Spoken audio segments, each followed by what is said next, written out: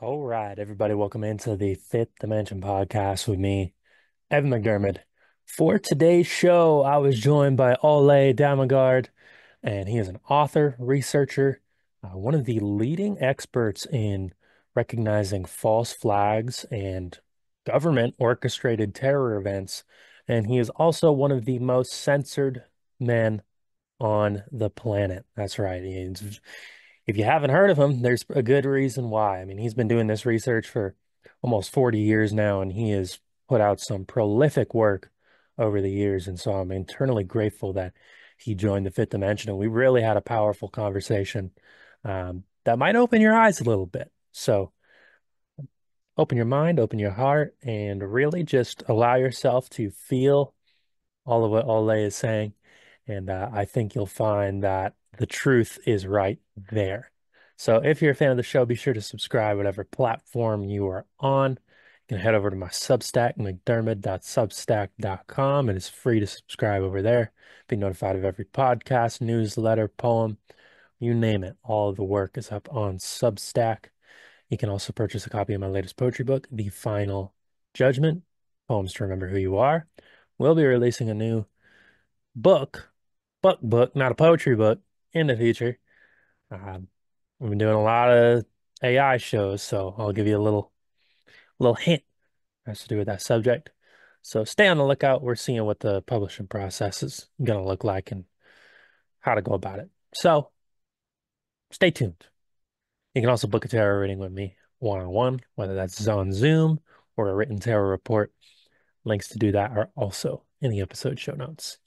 And thank you to our official sponsor here in Chamberlain, South Dakota, Tranquil Desires, your one-stop shop for all your holistic and wellness and spiritual needs.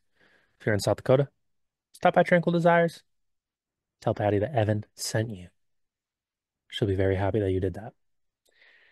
Without further ado, ladies and gentlemen, let's jump into the podcast with Ole Dammegard. Enjoy. All right, everybody, welcome into the Fifth Dimension podcast. For today's show, I am joined by Ole Dammegard, and I'm truly, truly grateful for having him on the show. You can find his work at lightonconspiracies.com. He's an author, researcher, been for many years, and also one of the most censored human beings, I would say, on the whole planet. So, Ole, thank you so much for taking the time to come on the podcast, man. It's really a pleasure. As long as you don't censor me, I'll enjoy being here with you.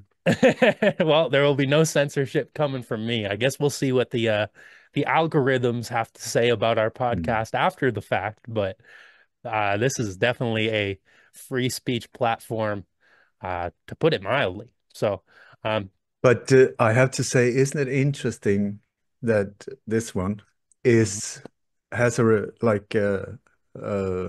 his CV something like that? I mean, I've never said, as far as I know, a hateful word. I never said a racist word, as far as I know. I don't step on ants. I don't. I do this at times when I feel necessary. Otherwise than that, and yet. I've been almost taken out multiple times, not multiple, but several times, and mm, death threats and you name it.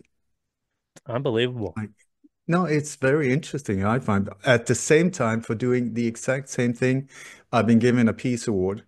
Mm, I've been adopted by the Apache Nation, and I'm facing 18 years in prison if I go back to Sweden mm, for doing unbelievable. the same thing. So I find the name of your podcast really interesting because I think this is where we're striving. At least some of us.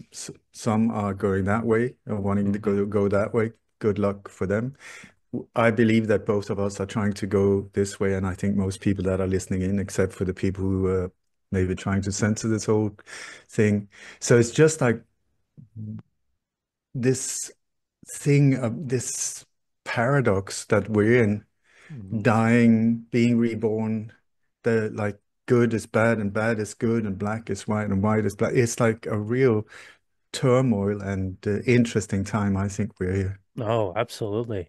And it's interesting because we're starting to see a little bit of a especially here in America, we're starting to see sort of a mainstream push towards the ideas of freedom, towards like obviously Trump just got reelected again, but even he is I view it as kind of almost like he's a kind of a false messiah, false light. There's a lot of the manipulation, even on the level of consciousness, in terms of how we even define freedom and how we view um, ourselves in relation to this process. Because I've watched over the last couple of years people who I thought were maybe, on the same journey. But then as soon as Trump comes back along, it's like, okay, let me attach to him and sort of outsource my power to the system again, but to this figurehead, right? So it's such an interesting dynamic and paradigm where it's so easy to fall into the traps and so easy to be led astray Mm. into different levels of manipulation. And, even on Twitter, for example, right now we have Elon Musk buying it, and it's supposed to be a free speech platform. I don't think you yourself have been let back on Twitter necessarily, or you're not, the censorship for you has not let up in any regard.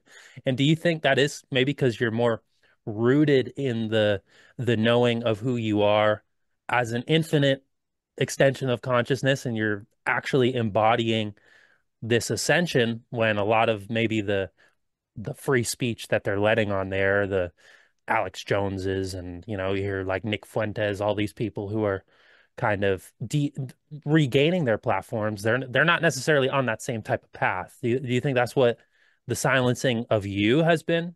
Because you have this deeper level of awareness that you're sort of touching to and bringing light for people. You tell me. I mean, I'm just here doing my utmost, coming from the heart, and I can just see the result on in both areas, both in the this direction and in that direction. Mm, So it's like I don't look for results out there. I look for change in here. And mm, I just try to do my utmost, follow my way. And if anyone is out there listening, great. If no one is out there listening, what else is new? Because that is how it began. I mean, I've been down, it's more than 4 decades now that, and I was not aware that I was getting myself into this path. And at the same time, now when I look back, I never left it. I was here from, I think before I was born, I was on this path. And so I'm observing, not complaining. I'm absolutely not a victim in this whole thing. I am confused though, because the level of madness and also the lack of individuals seeing what's going on for me is like, just like you say, I thought you got it. Didn't you mm, see when they did this and this and this and this and this and this and this and this and this and this? It sort of makes a clear picture that, whoa, we can't really trust that individual. And then suddenly, boom, no, everybody goes, yoo-hoo, follow, just follow. And I'm like, what just happened? What? What? And mm, so I'm not into politics. I have no idea the difference between a Republican or Democrat in my world. There isn't anyone. It's just different big word machines. mhm, Because if you look at the power structure in the background, it's the same behind the curtains, the same one, and then you got the puppets playing out whatever we want to see here.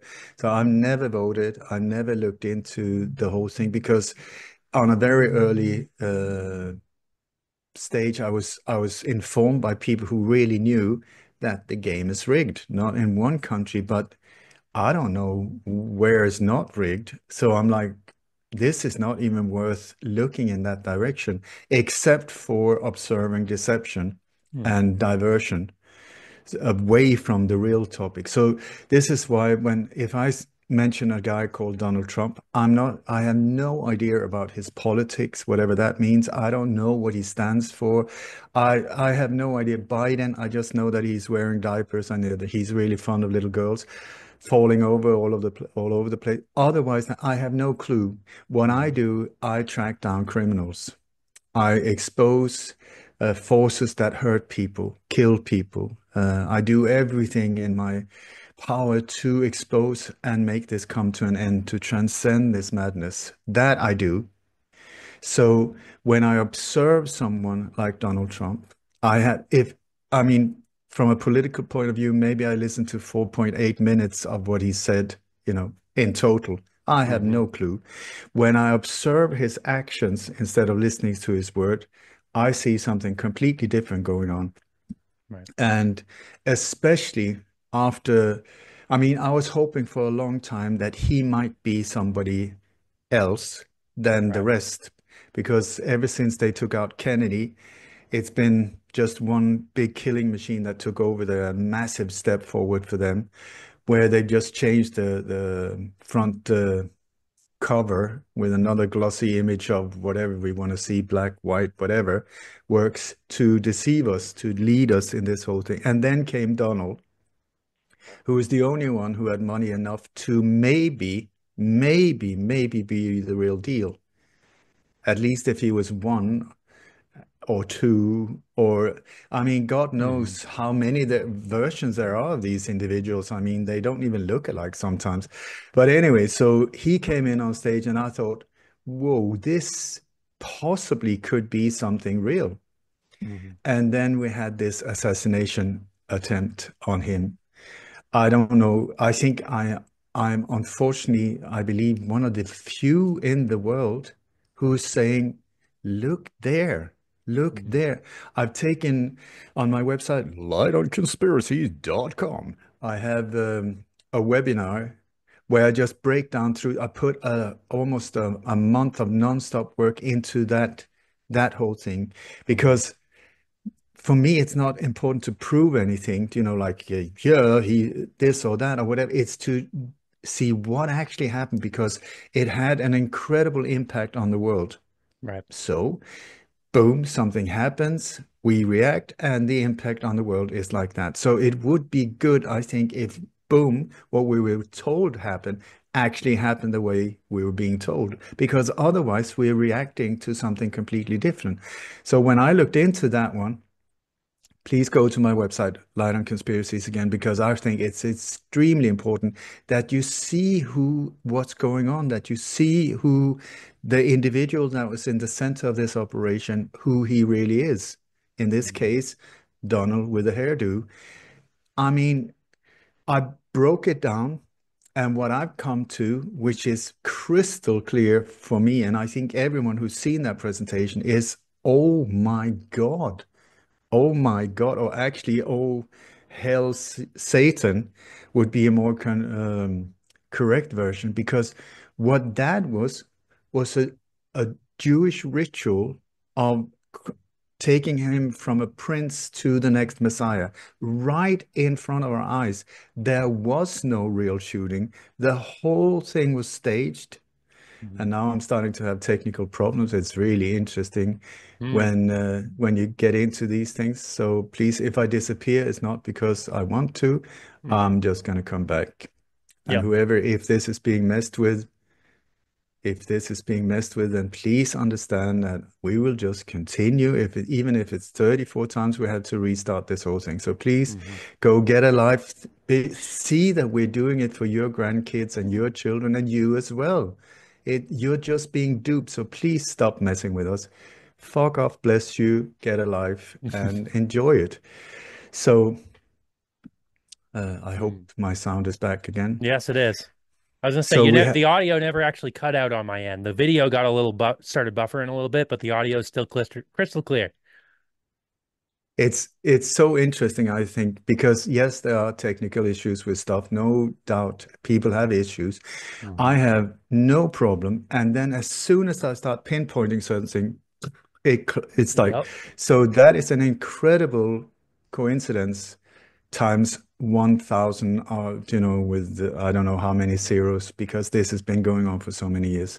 So just observe it and see. That's kind of interesting. Mm. But anyway, normally when I speak like that to possibly someone who's messing with it, they take a step back. So thank you so much and enjoy the show.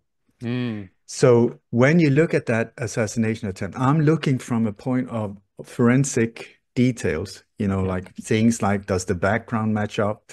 The iconic photos that was taken, does that match up, the background, the sky, with the sky that we see from the video footage and the video footage of the testimonials that was from the eyewitness? It's a completely different sky. in the background where you got these incredible iconic photos. You got a massive big flag that is just there as this propaganda perfect shot. So was there a flag in that angle? No. And it just goes on and on and on and on in up until almost 1,000 different details that doesn't match up, meaning something else than the official narrative went on. So what actually went on? And this is where I break it down, and you will see that there was no real shooting. There was never an attempt on his life. This hole that was fired through his ear, and suddenly there was no hole there at all. How did that go? I mean, look at all of these people with piercings and big earrings. They had to operate their ears Hmm. to close these holes. That's the size, like a 2 centimeter hole in his ear that just the day after was gone. It's Oh. magical. It's incredible. Look at the people he was surrounding himself after this whole thing. Most of them, like really dark Satanists. I kid you not. I mean, up on stage, who are they? Spirit cooking this one and spirit cooking that one. New World Order wrestler, that one. I mean, it's not discreet. It's in your face. Up on stage, my dear friend David. No, what's his name? Copeland, Kenneth Copeland. Hmm. A good American. Have you ever? I mean, I didn't really believe in demons until I saw him. When you look at the guy, it's like, my God, turn off the horror movie. What is going on? Hmm. And so, thanks to this whole, if you ask me, complete psychological operation that was pushing him, everybody that was sort of like, I don't know about Trump. No, no, I'm not really pro or anti. All of them, well, it shows a real character, the person's real character when they're in under incoming fire. That will show when somebody's being shot at and how they react, that shows their true character. True, if they really are under fire and not fight, fight, fight, which is F is the sixth letter in the alphabet, 666, Hmm. with sneakers and all of these things pre-printed, pre-manufactured so that they could start being sold in a limited edition right at the same time as this happened. You look at oh my God, I can just go on and on and on with the Secret Service that turned out not to be Secret Service agents, that were then Homeland Security agents, that was not Homeland Security. The way they were acting was like amateur on a level that is unbelievable. The background, the people in the background, how they were reacted. I've been to war zones. I know when somebody is being shot at, when you hear a bullet come, I take you, your body will say, get me the hell out. And your body just dives for cover. Even though you say, no, I'm going to be brave, your body is already on the floor. Here, let's fiddle around a bit with the cell phone, see what else was put up on Facebook. Can I take a selfie at the same time? No video footage taken at all. And and the whole thing makes zero sense from a forensic point of view of a crime, makes 100% sense when it's a psychological operation on so many different levels. This is a major one, a major one. And what actually was carried out was this Jewish ritual, if I'm correct, of priming him as more or less from a prince into the next king of kings. Hmm. This is the whole shebang. It is so loaded with symbols and rituals. So I think what was happening right in front of our eyes when they dove down behind this podium, I think possibly there was like a what do you call it, a trap thing in the stage. He Hmm. went down under. There were these priests surrounding him, or these rabbis doing the whole ritual with blood on his right foot, blood on his right thumb, and blood on the top of his ear. If you look in this presentation I show you exactly that thing on his ear, not a bullet hole. It was exactly like that. And then he came up. I timed it also. It is the ritual timing, all of that. And then he came back up again, being not protected by the Secret Service at all, letting him show his face all over the place, which there could have been an additional sniper. And Hmm. so what we were witnessing without knowing it was this ritual about him being primed as the next King of Kings. Unbelievable. I mean, when you have to give it to them, it's right in your face. But unfortunately, it seems like there's more or less only one person in this world who sees that. Mm. So either I'm completely wrong or very sorry, what happened to the rest of you? So Right. I find it important since now this individual has been put in a very, very powerful situation. So it would be great to know, is he the real deal or not? Where is his loyalty? Is it really to the US? And if it's to the US, please know that it really affects the rest of the world as well, because you are all over the place. These military bases and so on, please fuck off. Leave people alone. There's a reason why you're not so popular in certain areas. This whole thing, freedom and democracy, has sort of worn off. It's, the whole, yay, they're coming to free us. I don't think so. The cavalry is there to invade, rape, and plunder.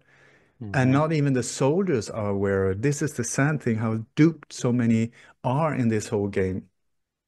So, yeah, I don't know even what the question was, but it's like at the moment also, if I can ramble Hmm. on for a little bit, Absolutely.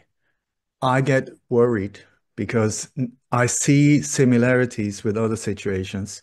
When I look at things, I Hmm. come, like I said, I have no idea about politics. Because what does it mean? Freedom, change, all of these things, yeah, before the election, and then they serve the lords after the election, doing the exact opposite. So what does it mean? Why even look at it?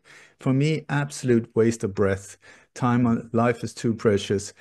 Do something that matters. So, but what I see is yet another psychological operation here. If I might amplify my Hmm. view, here it goes. So, a lot of these things are built on problem, reaction, solution. It's an old Roman template. How do they do it? The few in powers behind the curtains secretly create problems so that boom, it can be an alleged assassination attempt. It can be an alleged terror attack. Please notice the word alleged. Hmm. Alleged mass shooting, alleged bomb, alleged financial crash, something like that. A design problem. Boom! Being blamed on someone else. The reason they create this problem, a virus, they love viruses as well, whatever that is, to get the reaction, problem, reaction. Oh my God, it's always fear-based. Oh my God, something needs to be done. Something needs to be done. Save us, save us. And then we turn towards the ones that we think are there to save us, to protect us, not understanding that it's actually them who created the problem. And we say, please, whatever you want, do it, do it. And they will say, well, with this serious problem over there, the only way we can solve it is boom, in comes the solution. And the solution was there from day one. The solution was there from day one. They needed to create the problem for us to accept the solution. That's it. It's a mind fuck. It's a Hmm. psychological mind fuck. That is a technical term of what they're doing with your mind. So please be aware that that could be a possibility. So how do they do it? What is going on here now? So we have this election, I would call it a selection deception, Hmm. where the players, if you look at the power structure behind these individuals after JFK and upwards, that killing machine never stopped. It just continued and grew, this monster behind the scenes. So here, when you look at Biden and you look at the guy with the hairdo, in my world, I see the same. I see two hands, one body, one faceless structure, but two hands. And Hmm. sometimes you have like Kamala, Biden, whoever, these type of individuals. It's just fingers. Or you got Trump and all just fingers. Where do they belong? Both of them to me. You will see that in the background, this is why nothing changes. It's like choose which finger do you want? Just Hmm. whatever. It's freedom, democracy, go for it. Pick a one, pick one. Yeah, I'll take that one. Okay, fine. And we're hooked into them. It doesn't matter what you do. So control opposition in many different levels. Anyway, so when I look at Biden and Trump, I see the same structure in the background. So what's going on here? possibly, I'm just saying there is a possibility that they have created a problem over the last few years. What did they do there? We had Biden, who wasn't even elected, but you were still buying into it, saying, and the rest of the world, I'm not just pointing fingers. Yes, I am. But so we got this guy who, over the years, certainly turned senile, Alzheimer's, brain dead, diapers, falling over all over the place. Couldn't even sit on a bicycle. Boom, Hmm. in front of the cameras. Well, that's very handy if you want to create a problem of some brain dead individual who's just leading the whole world. See what I'm saying? Yep. Then you got Kamala Harris. Okay, please make sense of what you're saying. When I hear her talk, it's like, are you supposed nothing politics? I have no idea, but just make sense instead of Hmm. just repeating slogans. You give her a question. What does she answer? It's like, my God, what's going on? Look at that individual and see, is this sort of a real leader? Is Biden a real leader? I don't think so. That is a problem. Slowly building it up in the media and see how many times has he fallen over or started to fondle little girls or men with black skin that he's really fond of. These type of thing. Oh my God, starting to be a problem, isn't it? Even Fred and whatever idiot back in the sofa in somewhere up in hillbilly land, nothing, but saying like, whoa, this is starting to become a problem, Hmm. isn't it? We need change, freedom. And then you get, so over the years, starting to come like, whoa, whoa, whoa. So but what hymns? You have to vote. You have to be responsible. You have to buy into this whole thing. So who? Well, you got Donald. No. So he had his whole crew there. The supporters were there. But there was a lot in the middle that was saying, I really can't stand the guy. But then came, boom, the alleged shots Hmm. in the middle of nowhere in a place called Butler. They love these names and they handpick the place. Do you know what Butler, where the name comes from? Botelier is the French name where this comes from. And it Hmm. actually comes from the guy that the emperor was having with him, tasting his wine, tasting his food, and so on, in uh, in case of a possible assassination attempt. Oh, wow. Interesting, isn't it? Yeah, so it's directly connected to this whole thing. There's so many different layers to that operation.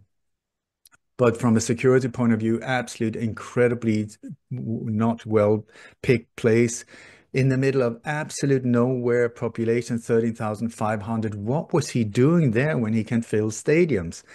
Ask yourself the logical type of things, security point of view. How could the shooter get that close, the closest roof to the stage? I mean, really?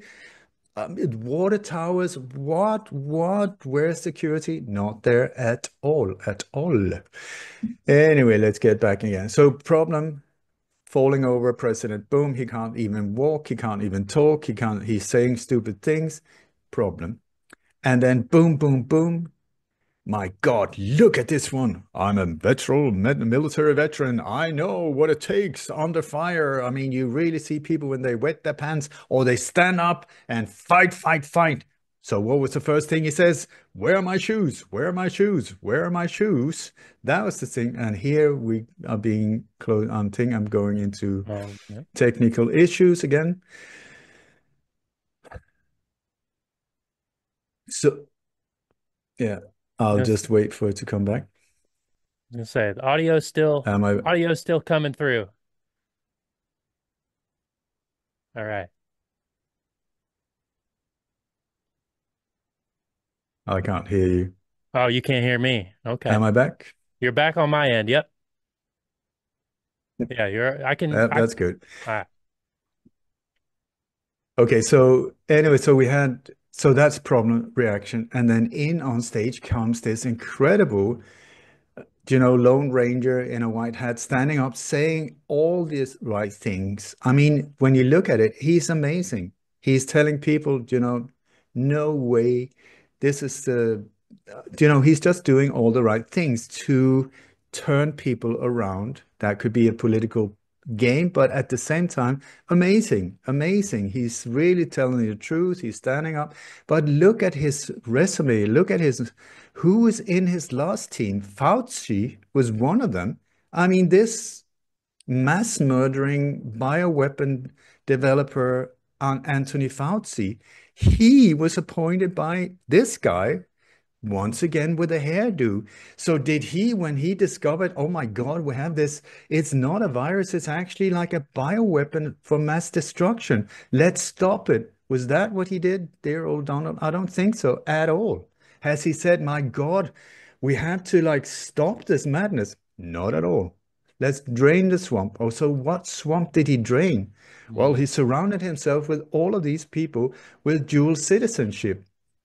American and a very, very important country in the middle of the Middle East. How did that happen? Well, it's good to have the enemy close. Really? Because it just shows I have no clue if that is the case. I don't understand at all. But I'm an amateur in the political game. So keep the enemy close so you have them under control. Or put people you trust in key positions, I would suggest could be an other option. No. And so here he comes again. Same type of individuals again. Now he's showing his real face, I would say. So we have this whole problem reaction solution, and the solution now after boom, boom, boom, or whatever shot they claim were fired, hole in the head, not. Did you note it also the whole when they show how the bullet would have entered his skull had he not turned his head? Saved Hmm. by the angels. There was another president that was hit exactly like that. What they're describing is the assassination of JFK. He was hit exactly like at that point and out the back of his head. Exactly what they show on these part of the psychological operation to involve all of these emotional additions to the whole drama. So anyway, so out of this whole thing comes Donald Trump. I mean, people say, I'm so surprised that he won. I could have told you months ago, this is it. This is it. And then he Hmm. goes on and say, Christians, go out and vote. Get out and vote. Get out. Get out. That's a very strange question, sort of like expression. It more seems to me like get out. But he's like, get out, Christians, get out and vote. You only need to do it one more time. What? You only need to do it one more time, then we will have it all taken care of. And that, my friend, is the New World Order. That is what the New World Order is about. You got it on Time magazine cover there, the King of Kings. That's exactly it, the King of Kings. And then under the undertitle, the subtitle to that whole thing is Visions of Absolute Power. Wake me up. Wake me, as is no one starting to see hello, hello? Like, what on earth do you need Marina Abramovich up on stage with sort of some kind of dripping dead body before you start saying, whoa, there's something really bizarre going on here? Hmm. Right. Well, it was very, So yeah, I was gonna say it was very telling. Elon Musk tweeted out a day after, or 2 days after the election, Nuevos Ordo Seclorum, a new order of the ages. So they were putting it right out there. It was him in a picture of Trump and I think Elon's kid. But new order of the ages, they're just kind of telling to people, and people still don't want to, you go into the comments under that. It's like, oh yeah, Nuevos Ordo Seclorum, yeah, new order of the ages. And it's but that's the mind-boggling. new, it's the new world order. That Hmm. is, and so here you suddenly have these individuals that seem to be like opposite or seem to be out there, like Tucker Carlson, love the guy. I mean, not love the guy, but I mean, he's done a lot of great things. And suddenly he's very close to the center of these things. Hmm. Robert Kennedy done a lot of incredible things, except pointing at a certain country called Israel. Otherwise than that, he did an incredible amount of things. I was very close to people very close to him because I really thought possibly here's another one that could be the real deal. Then just before October the 7th, he was part of this Jewish conference and just started praising the IDF, the Israeli army, as being the most humane, angelic beings on the earth. Have you been to Israel? I've been there. My God, I've never seen apartheid like that. I've never seen brutality like that ever, ever. The mindset is just like so dark. I mean, it's not that they think that they're doing something wrong, not at all. But in their way of being taught stuff, Hmm. killing individuals that are not of the same faith, not a problem. Raping, read the Torah. I kid you not. It's in there to steal from somebody who's not Jewish, to kill them, to rape them. Children up until from the age of 3, go for it. Don't worry. They will, if they're a virgin, when you rape them at 3 years old, don't worry, it will grow back. So it's like, once again, I they say you're an anti-Semite. That I love that word because it makes absolutely no sense when you look into it. So whatever, because that is what is it? It doesn't mean anything. Okay, so you're anti-Jew? Not at all. I don't know that many Jews actually, but the ones I met, really nice people. I have a very close friend here who was born into a Jewish family. Go for it. But when I see the individuals that are hiding behind that faith, now we come into the area of Zionists, and but also on a level that I don't really grasp.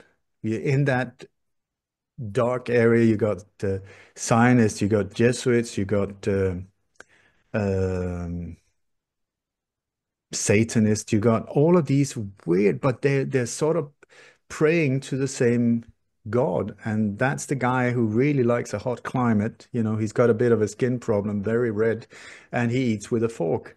That's their dude. Hmm. We're striving that way, they're striving this way. It's duality, is plus and minus, up and down, good and bad. We're just on different teams. So yeah, so can I rant on for a little while, or do you want Absolutely. to? Please do. Okay, so many years ago, I took an old push bike on my own in the mid 80s. I was going from Sweden. I was bored. I was looking to find myself, I think. I was heading towards South Africa on my own. That Yeah. is quite a journey on a push bike, I tell you that. Yeah. Wow. And instead of getting to South Africa, I ended up in Iran uh, in the middle of the war. I don't know. Should I have got to see a shrink instead? Maybe that would have been an idea. But I was following my heart. I was led into this war zone. It was in 84, in the middle of the war. There's the war between the cities, Tehran, Baghdad. They were bombing on a daily basis. It was a horrendous, horrendous situation. And it ended up with me falling in love with people down there, and then smuggle some of them out through former Russia and East Germany up to Sweden, and some to Canada. I have written a book called Shadow of Tears about the whole thing. It's a true story. But what I learned down there was that how deception can work, how ambushes can work on a scale. So please listen to similarities with what's going on right now. So we had uh, in the 50s, there was a politician in Iran that he was loved. His name was Mossadegh, absolutely loved. He said, "Listen, you foreigners, thank you so much for occupying us for many years. Now it's time for you to go home. Thank you and goodbye." He wanted the British out, British Petroleum, these interests out. Give the oil back to the people. He was sort of a bit like Gandhi was also trying to do the same thing. So instead of that, the CIA and the MI6 went in, and they just, he was overthrown, put into house arrest, and disappeared. Instead, they put a puppet. When I say they, we're talking about Western forces, took over and put the Shah on the throne. The Shah was the son of a former Shah. He was put on the throne. And so, as a puppet, that was the thing. So he was there living a life in absolute luxury, being celebrated as the King of Kings on his this incredible throne of his, he was in all the magazines, at the barbershop and hairdressers. That was the Shah of the Shah. It was just beautiful, beautiful, beautiful.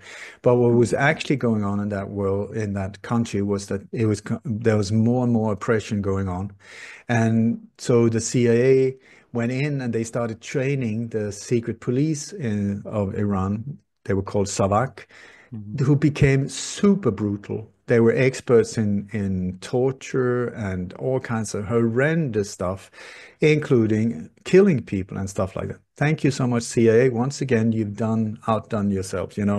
It's the same story in every of these countries. So Savak was very, very feared in Iran.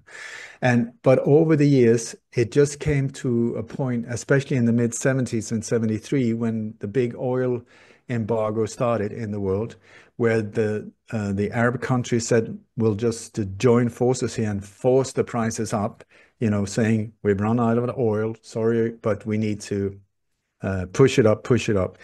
The Shah was the only one that didn't follow order, and he started selling, making an absolute fortune. And suddenly, very fast, he gained extreme riches. And so he started buying a lot of toys, in this case, military power. Mm. So he suddenly became, from a puppet, he started becoming big-headed with a lot of guns.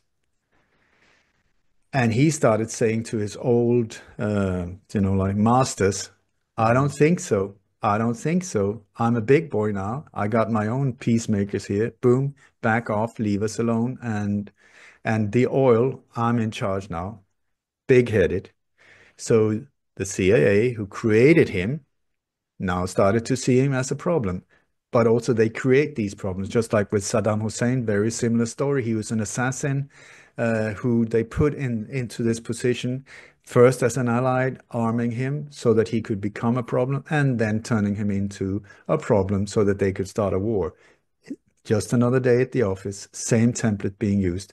So without anyone knowing it, we're finding out more and more that the CIA was in the background of fueling this so-called revolution. And so over the years of 78 and 79, there was uh, there was this uprising in Iran that was just incredible how an unarmed people managed to throw out one of the most powerful armies in the world. How do they do it? I mean, but this was the thing. People were so dedicated. They had enough. They just had enough. So old grandmothers and grandfathers and children, everybody was out in the streets. Everybody was out in the streets, many being killed, many, many slaughtered and stuff like that. But anyway, there was this individual, this Messiah, the new Lord of Lords, the new King of Kings, Ruhollah Khomeini. He was a mullah, and he was in exile for 16 years in Iraq. And then he moved on to Paris. And from Paris, he was leading the whole resistance or the whole uprising because people were moving or meeting in mosques. Mosques, the churches, just like in many cases in wars, the religious place becomes sort of the place where people can meet in secrecy. They meet officially to do prayers and stuff like that, but also meetings like how are we going to do, how are we going to fix this and this. And same here, the mosques became this resistance movement network. Anyway, so in the end, they managed to get the Shah out. So the Shah said, I can't take the deal with this anymore. The US turned their back on him because when he said, please save me, can I come to the US? The US said, I don't think so, gave him the finger. So he had to go to Egypt, where he was later poisoned and died of cancer. Mm. And anyway, one helicopter, tip, tip, tip, tip, tip, tip, tip, Shah out. One helicopter, tip, tip, tip, tip, tip, Khomeini in. And so he was hailed as the new Messiah. He was welcomed like the Son of God. I kid you not. People were out in the millions saying, please, please. They could see his face on the moon, the surface of the moon. He was the King of Kings, the chosen one, the Savior, the Messiah. Do you hear any kind of similarities? So he was welcomed in like a rock star, like a rock star. Mm. His name was Ruhollah Khomeini. And so We're starting to have problems again. Hmm. Let me know when I'm back. All right. Gonna say the Am audio I is, back? yep, audio is back now. Yep. Good on my end. Can you hear me? I can hardly hear you. Okay, now, so we're back. Anyway, so the problem was that people didn't understand that the Savak was still around. They thought when the Shah left, that Savak left as well. Hmm. But one of the first things that Khomeini did was that he had a meeting with this secret police force, and he said, "Listen, guys."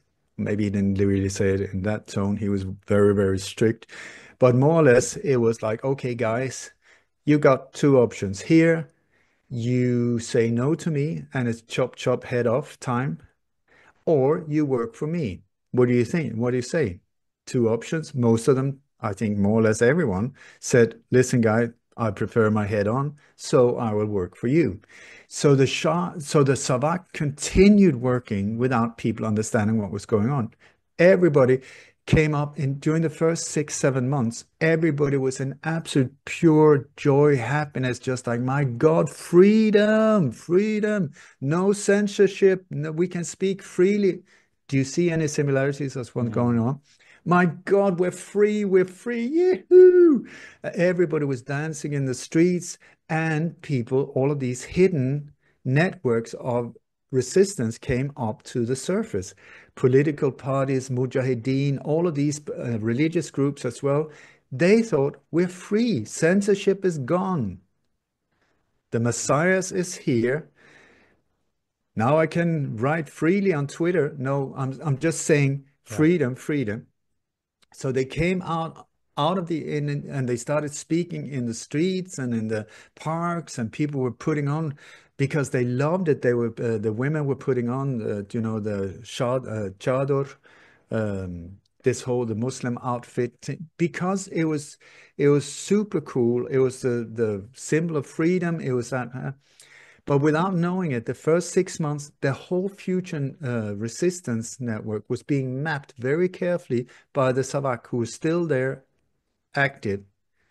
So, and then after, I think it was 6.5, something like that, months after Khomeini came to power, one night, out of nowhere, no warning, no nothing, boom, mass arrest in the Hmm. thousands, where people were taken away, put in underground prisons like the Evin prison in Tehran, in all of the different cities, the big ones, Esfahan and Tabriz and stuff like the same thing everywhere, like that. People put away in the town before they could even react. People woke up the next morning like, what happened? What happened? And then it was too late. Just like when the Berlin Wall came up, overnight, boom, it was there. But not only did they arrest the people that were the problem, the current problem, because they were looking further. So they took the kids as well, the parents, the best friends, the uncles, whoever could become a future problem, they took them as well. Hmm. And then mass execution. I mean, in the thousands, horrendous, horrendous, horrendous. So let's bring it back to what's going on right now. So for the last year or so, maybe two, you started seeing that censorship has really been tweaking up. Hmm. That's a problem. Earlier on, it was only meat suits like this guy who experienced these problems and was saying to other people, listen, it actually exists. And many people were saying, well, you must have said something wrong, or you must have done something wrong. Otherwise, they would never do a thing like that. Then this whole thing was just like amped up, amped up, amped up, so that people that were sort of starting to post about the watering the carrots with rainwater was getting censored, because no, you cannot use rainwater. What's going on? Censorship completely out of like that. Hmm. The Google, the whole search thing, oh my God, pushing people. So where to go? Twitter is the way to go. Freedom. Really? Really? Twitter? Boom. Yeah. No, you can go on whatever the name of Telegram, Telegram. Hmm. That's the way to go. Telegram. Really? Do you know when Telegram was launched? It was launched when the Charlie Hebdo attack happened in Paris, in France, NATO. That was the first time I've ever heard about Telegram. And in the news articles, there were even the logo of Telegram, and they said this app is so good and so secure that even terrorists uses it. Can you hear? Hmm. It's only the jingle that is missing in the background. Oh, if it's good enough for a terrorist, it's good enough for me. Go that way, go that way. Then you push Google. Like I checked Google search just for fun a few years ago. I checked my own name because it's a good feeler for what's going on.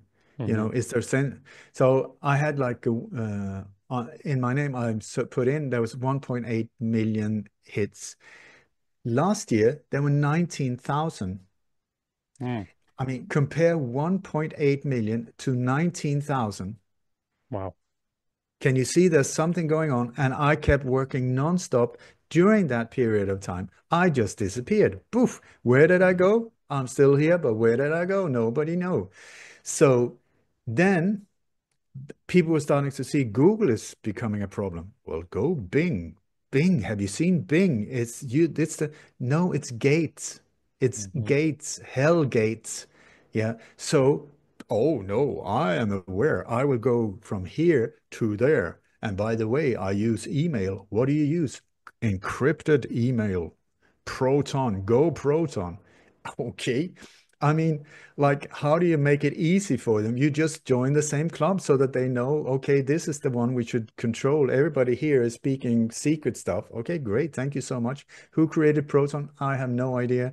Do I use encryption? Absolutely not, because they are the ones that we're up against are the ones that have created this whole crap system, crypto. Not crypto. I'm not sure about that. I really hope that's a different one, but I don't know. But Hmm. that whole thing, there is no protection. There's an illusion of democracy. So here, one of the first things Trump does is saying, "I'm gonna, I'm gonna stop censorship." Okay, what if? I'm just saying, what if the power structure behind him were the one amping it up? It sounds a bit like somebody's creating a problem here, doesn't it?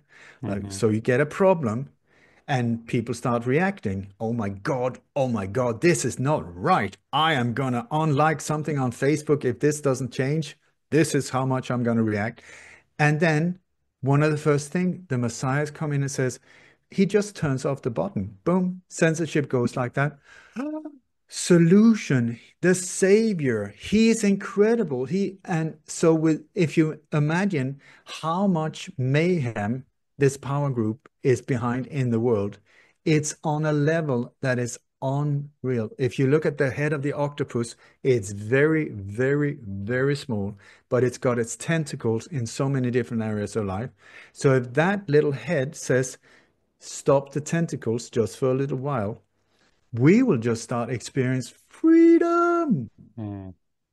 and go, oh my God, can you see it? Can you feel it? Is this what it's like to be free? Out and dance in the streets and yoo-hoo, I'm going to show myself. I'm not hiding anymore. Freedom. Do you see where I'm going with this? Hmm. There's what's happening here. And then, because if the individual that opens this thing up now for the better is the real deal, amazing. I mean, nobody will be happier than I. I mean, that is what I've been striving for so many years. Stop this madness, let's transcend into the fifth dimension and just celebrate life and joy and all of these things. But I'm smelling something completely different here. And for Hmm. me, it sounds like or looks like we might very well be pushed in a certain direction. Twitter, now X, that was bought up by someone that is now very central in this possible psychological operation, now very, very central. He bought that for free speech. Hmm. Okay. Okay. So what does he stand for? He keeps warning us for all of the things that he is doing. Have Yeah. you not seen, like, avoid AI, avoid starting, avoid all of these things? That is very dangerous for humanity. It's your companies. You are the one doing it to us. Right. And then we just celebrating these individuals, giving away our power when we should actually just take a step back and saying, listen, I'm going to free this one. That's the only one I can. This is the one I can evolve. This is the one I can unmess. This is the one I can free. I can't affect anyone else except by living by example. I'm not going to give that thing any more energy. I'm not going to put any more focus there because that's the problem. The problem is there. Right. Definitely. And it's interesting to play it into the censorship idea. A lot of the people Trump is surrounding himself with his new administration have talked about putting in anti-Semitism laws in the United States, for example, right? Where if you criticize Israel or you're anti-Semitic, then you could be thrown in jail. I mean, Trump campaigned on the idea of we're going to throw all of the Hamas supporters out of the country. But how do you define a Hamas supporter? Is it someone who's just anti-Israel? Is it somebody who doesn't believe in the military-industrial complex structure? But Right? Evan, can I just ask you one thing? Okay, Yeah. so officially, I'm not saying any speculation. Officially, who created Hamas? Who was the founders of Hamas? Who is the one funding Hamas? hmm I It's ask you, the same people as funding it's Israel. Israel. Yeah. It's Israel. It's not a Palestinian organization. It is Right. said to be a Palestinian freedom. No, it is controlled opposition. So when you see that Hamas is fighting a war with Israel, it's Israel fighting a war with Israel, meaning there is no conflict. It's a deception. Mm, The Mossad, their motto is war by deception. Please understand the wording, war by deception, because that is the way they carry out these wars, by messing with our mind. How mm, can you mess with the mind? You turn it upside down. Black is white and white is black. right. It's fueled by Behind the inversion. mirrors, it's the name of the game for these agencies and these organizations is smoke and mirrors, enigmas inside labyrinth. The people we want, to make it simple. Are they good guys or are they bad? Are they Mm, black hats or are they white hats? Is it good or is it? It's not like that. It's 50 million shades of gray where not even the people in these operations know the bigger picture. It's completely compartmentalized on a need-to-know basis. This monster is just moving in ways that very, very few individuals can even grasp.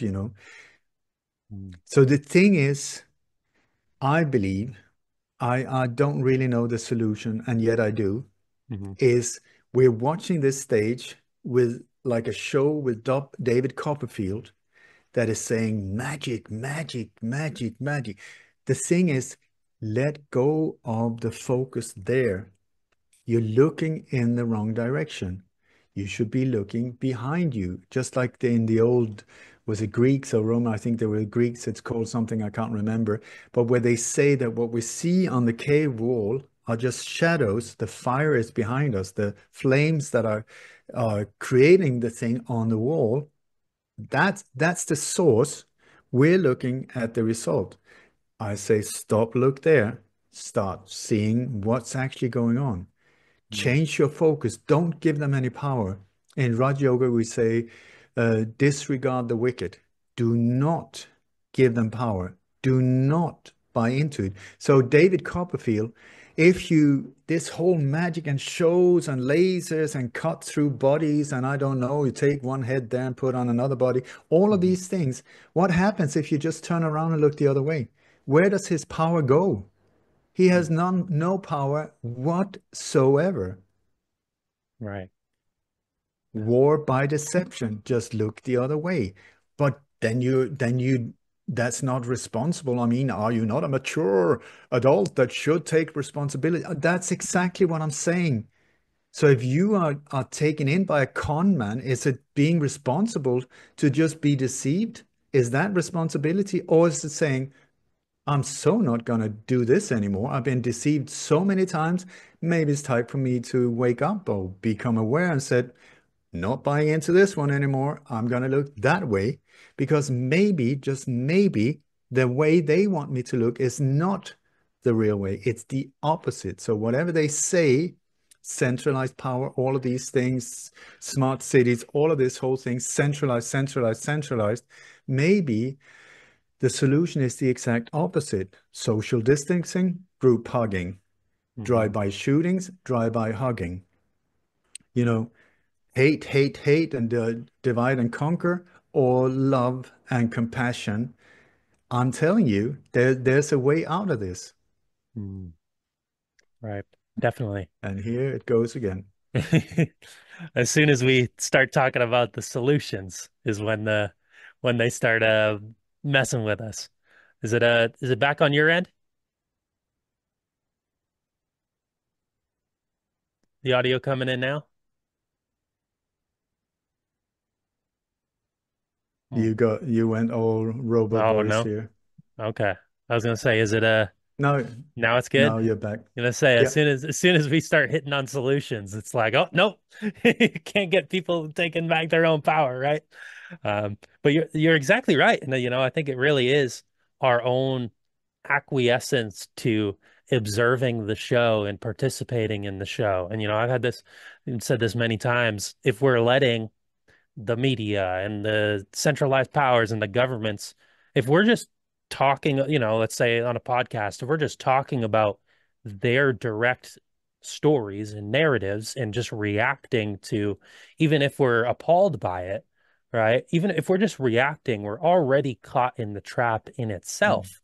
Because at that point, it doesn't matter. You know, we're not focusing on ourselves. We're not focusing on building community. We're not turning the other way. It's a game of it doesn't really matter what side you fall on if you're still in the trap itself, right? And so we're really fueling the whole beast just by participating, just by playing into the game. And I myself have been really community focused. You know, I live in such a small town to where I can go and make a difference in the community by just talking to a few different people because then the idea is spread, right? I mean, I don't think people realize the power that they actually do have by choosing to root themselves um, into deeper principles and actually disconnecting from the game because everybody's so focused on trying to change the system itself when the system is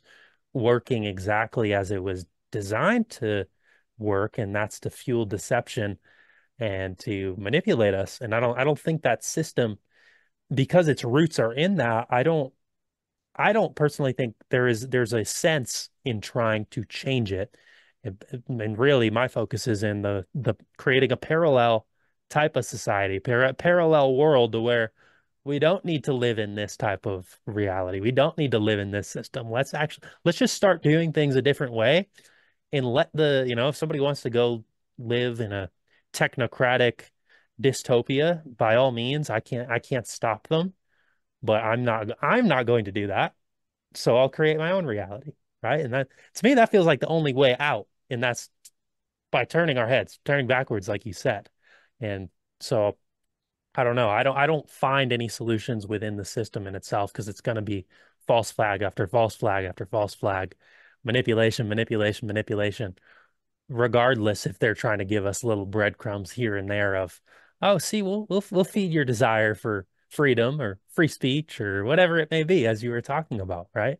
So I don't know. Is there a way to to build this like you're talking about, like how people can gain a little bit sense of that empowerment and responsibility and not feel compelled? Because it's always so lucrative to want to look right at the beast and to play with it, if you will.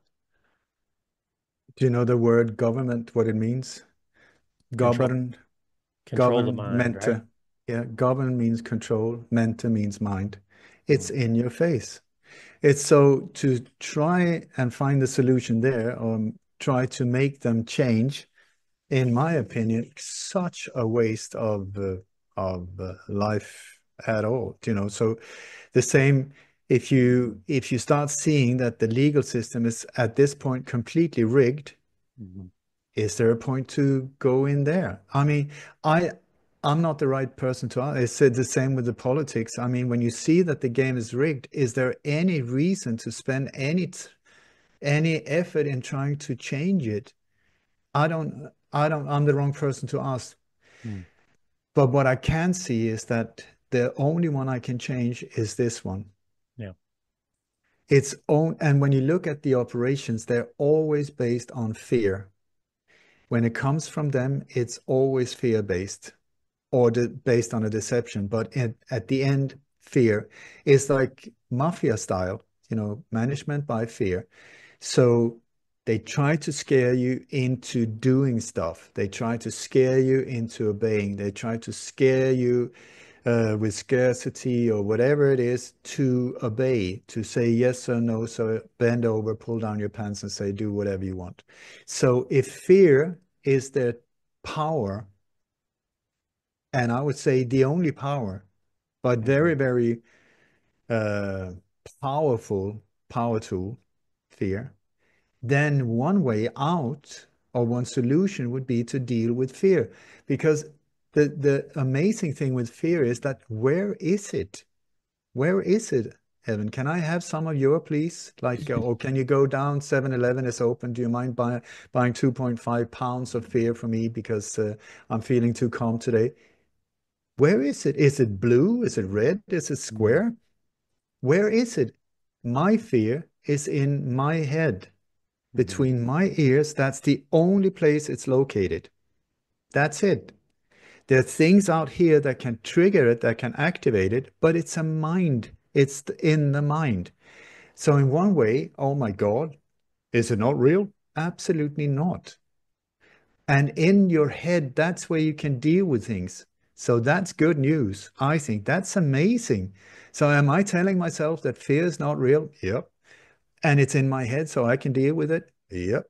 Okay, so you got like Raj Yoga, it's just 5,000 years old philosophy, like a manual of the mind that says, okay, in these situation, this is how you deal with this one, because it will just go, if you leave it untamed, it's like a monkey high on acid stung by bees. That's the mind. If you don't control it, like a rodeo horse, absolute on steroids going berserk. Mhm. But if you control it, if you start controlling it, pulling it back, it's there to serve you actually. But we allowed it to become our masters because we've been listening to its madness. Okay, so fear only in your mind, it's not any other fear. It's not your fear that is in my mind. It's mine. Yeah. Own it. Okay, so the thing with fear, it must be real because it feels very real. Well, if you look at it, it's always connected to something that has not yet happened. Right. What are you saying? What are you fearful of?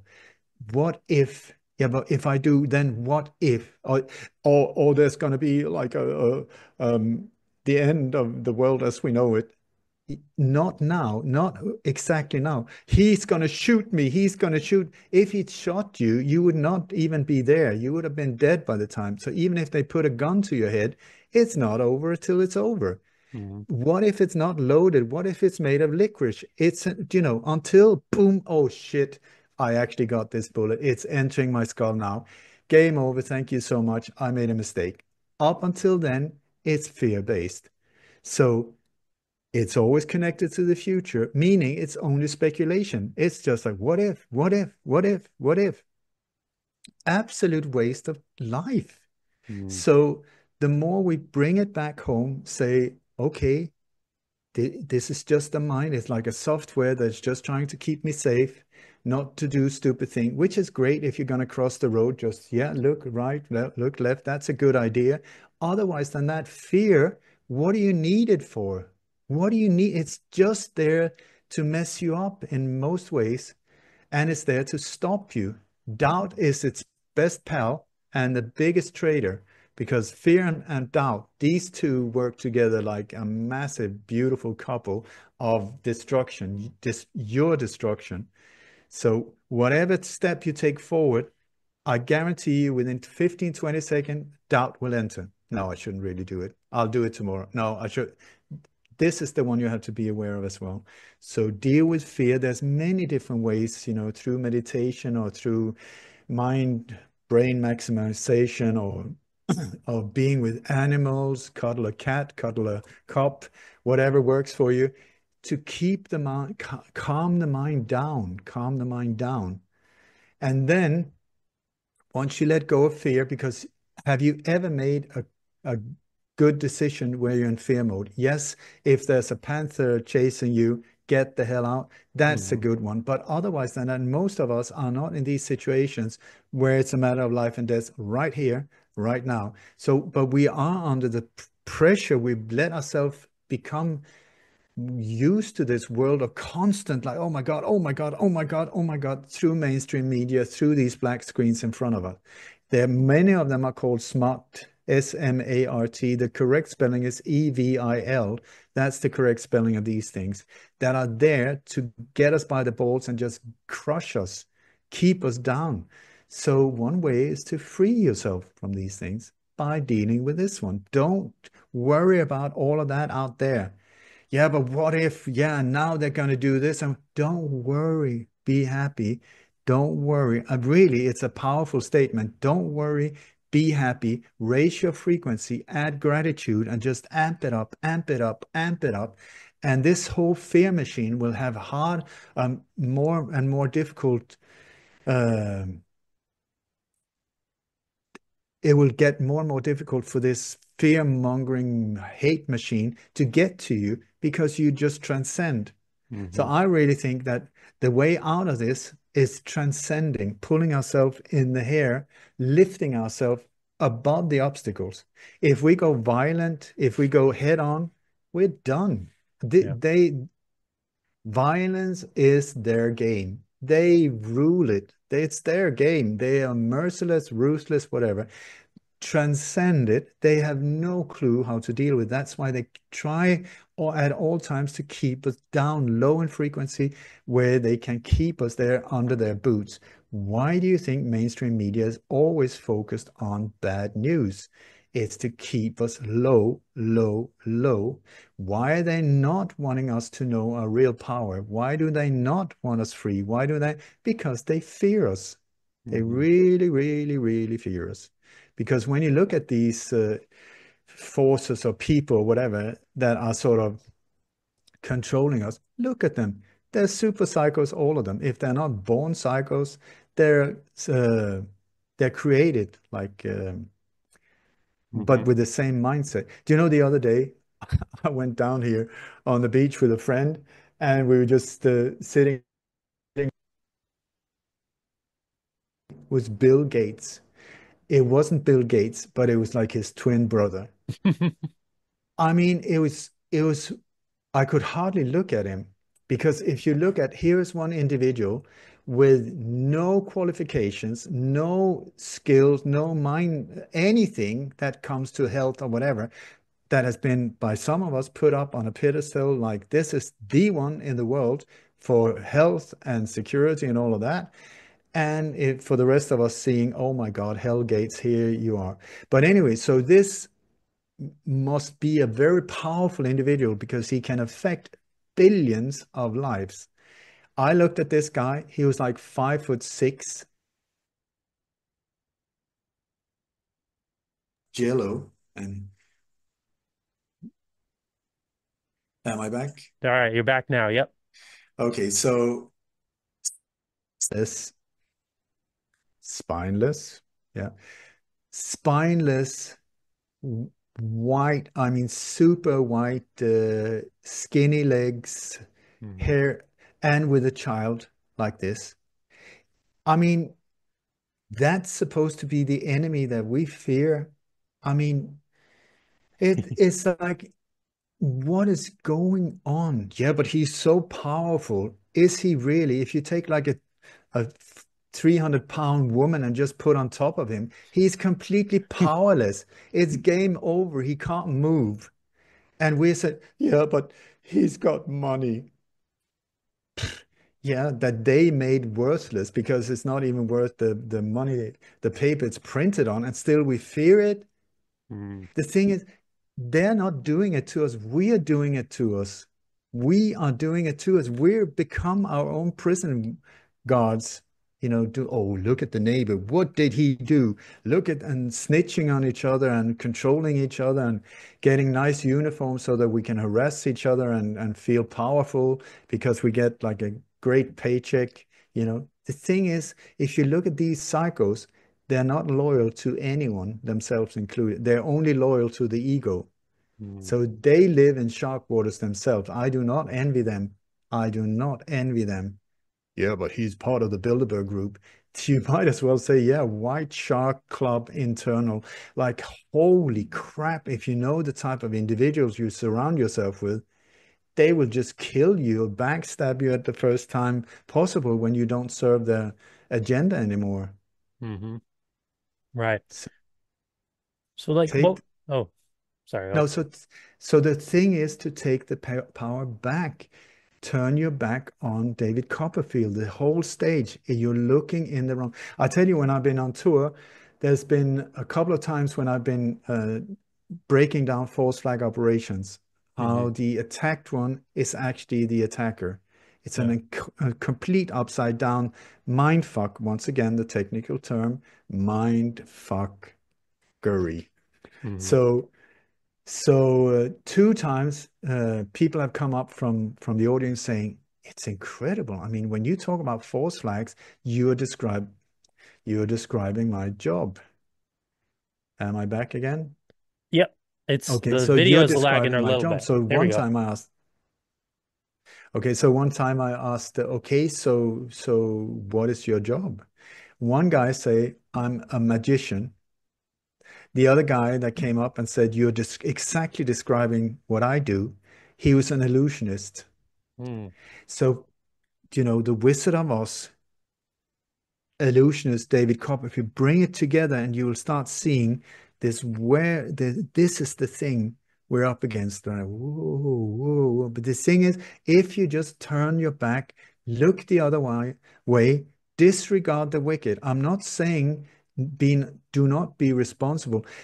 Are you? But the thing is, if you're up against like an hypnosis expert type of guy who's having a watch in front of you saying 3, 2, 1, is it responsible to say, yeah, I'm going to check this out. I'm not moving.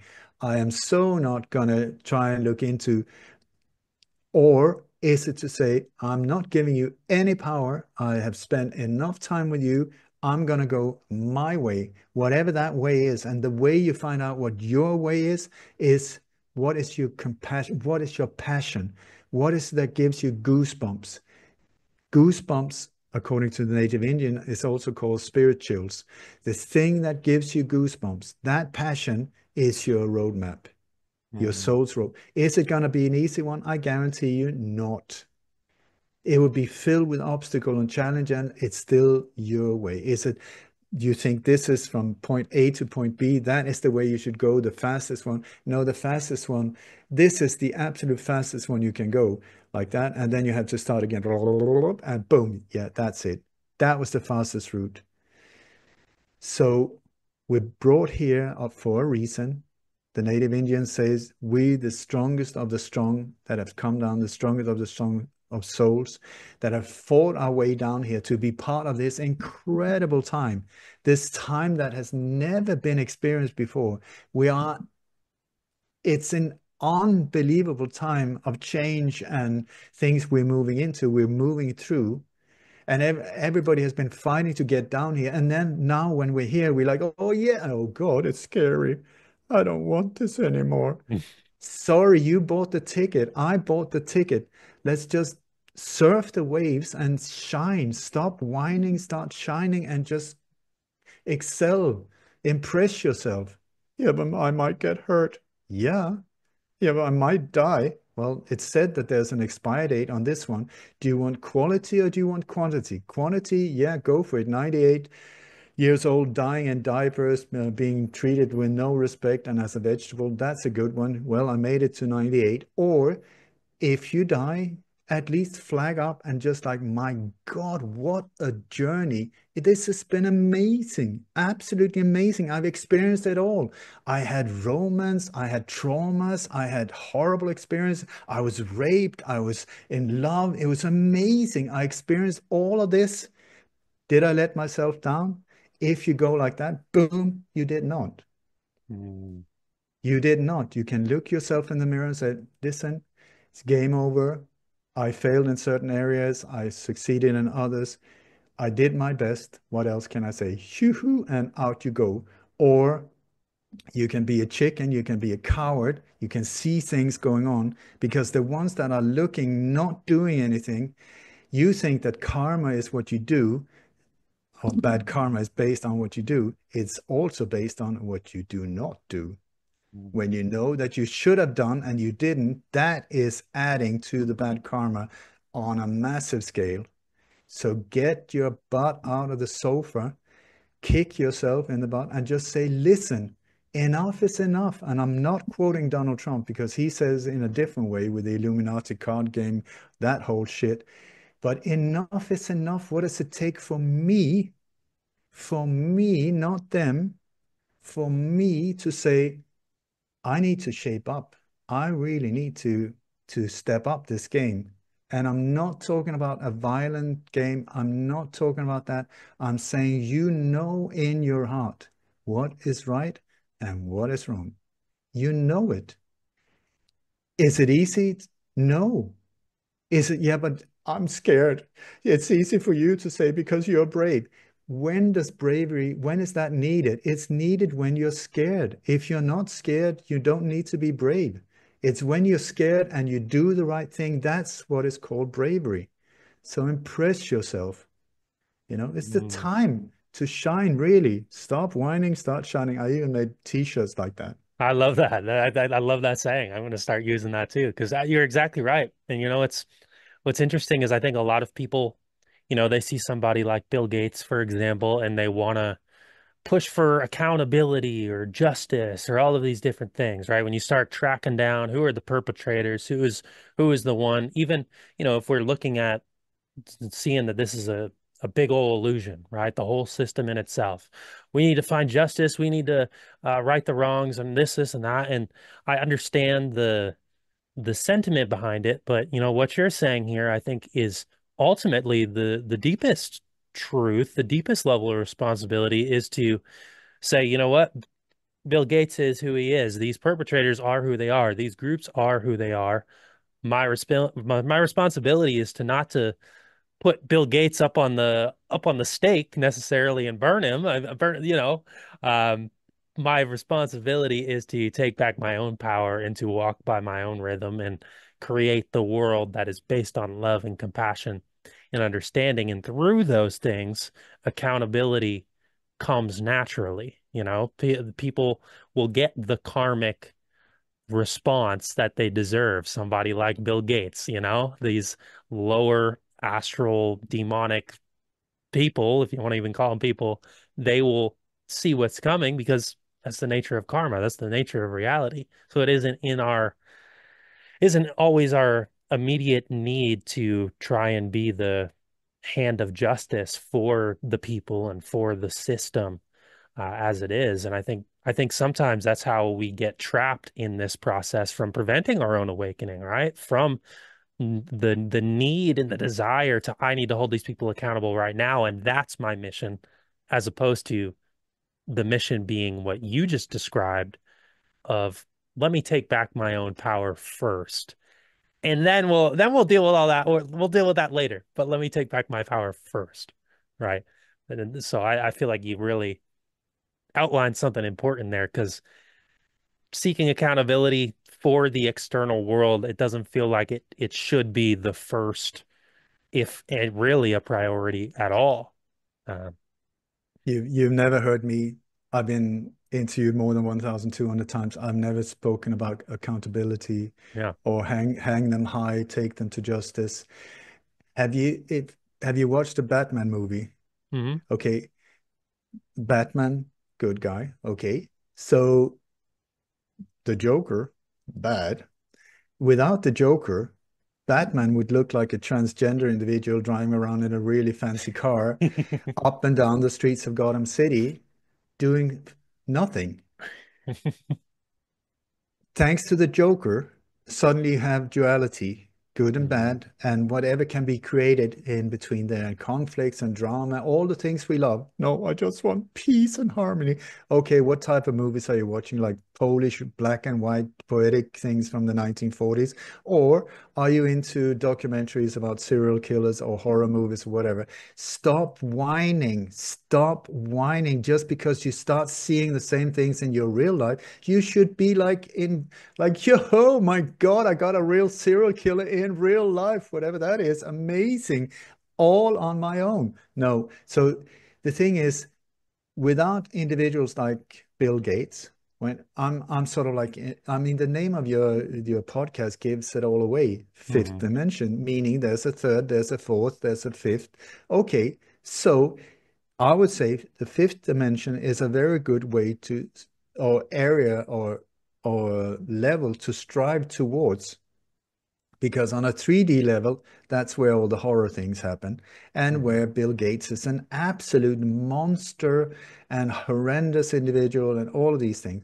Fourth dimension, that is where most of us are, where we sort of like, oh my God, what the hell is going on? Everything is upside down, inverted, satanic. Yes, oh my God, it looks the same. I have to inform the rest of the world, especially the ones in 3D reality who absolutely do not care or understand what you're talking about. I will try to do that, and that's pain for you.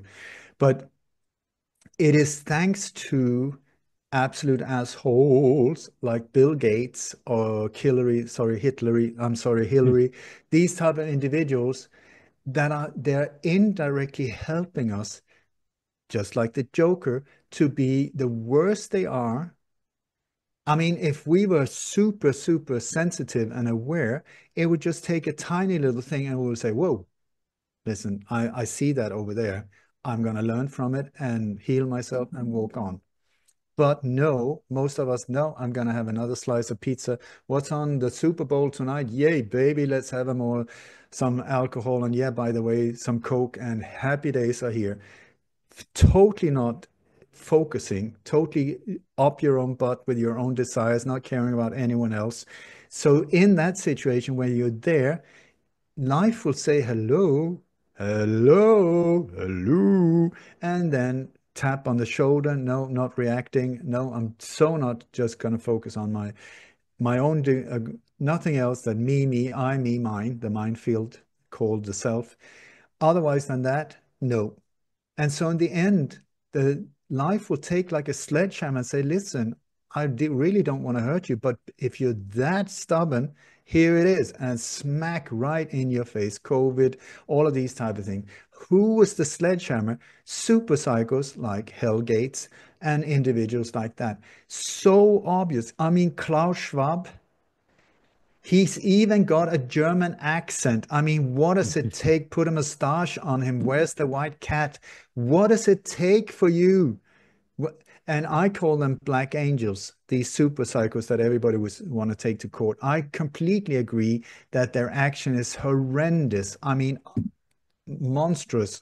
Uh, I'm doing everything on a 3D level. I'm doing everything I can to transcend and expose these ones with the power of truth. Everything. I'm risking my life on a daily basis to do exactly that. But on a fifth dimension, you have to thank these people. I mean, these are some souls that are taken on so much horrendous karma to help us wake up. Mhm. So these super asshole, horrible, monstrous people are our best teachers. And we wouldn't need extreme individuals like that if we were just a bit more sensitive and aware, but we're not. Apparently, we're not. And we're taking like brain deadness, if that is even a term, to a whole new level. Look what's going on in the world. How crazy can it get? Well, apparently, we need it. But Mhm. I really think that it's like there's this death process and birth process at the same time, like a chrysalis, like just like the butterfly. Do you know how the butterfly comes from a fat little bugger and turns into a butterfly? Mm-hmm. It's unbelievable. This little fat caterpillar that I don't even know if that individual has a dream, maybe a dream and a vision that maybe one day I can see new skies, I can move freely in the air, I can but in the meantime, I'm just going to eat and eat and eat and get fatter and fatter. And when I'm a beast, then I'm going to be so tired, then I'm going to put myself in a little cocoon and have a rest. Is that individual aware of what's going to happen? Do you know what's happening? It dissolves itself into a liquid. That for me sounds like it could be painful. Mm. Do you know that to, and I think look at what humanity is going through. More or less everyone is suffering. Everyone I meet are really suffering. And then some of the cells in the caterpillar commit suicide to energize the process. How many people have jabbed themselves? Is it possible that we're seeing like as above, so below, you know, on many different levels, that humanity is doing exactly that? That some have sort of like, yes, sir, no, sir, I'm going to volunteer and kill myself to energize this process. Mm. No, but they're so stupid. You can't, indirectly, maybe we have to thank them to give the energy into this whole thing. And then it's like, I think it's still unexplained phenomena how this liquid turns, as far as I know, more or less like boom, and it's a butterfly. And then boom, it just comes out, spread its wings, and suddenly it can reach heights that never ever a caterpillar could imagine. Now, see if could it be possible that this is what is happening with humanity? So instead of us pointing, you stupid bastard, how could you take the jab? Maybe we should say, oh my God, I'm so grateful that you are voluntarily destroying yourself for me. That is amazing. I mean, my God, bless you, my brother, my sister. Thank you. Thank you. I wouldn't have had the courage to be that brain dead Mhm. to do that.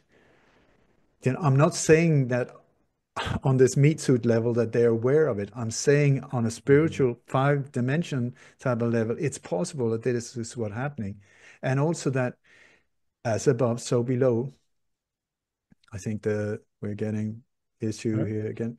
But as above, so below, that when you look at a cell, how life is created, they say, you take one cell, it's a perfect universe, it's a perfect everything, a unity.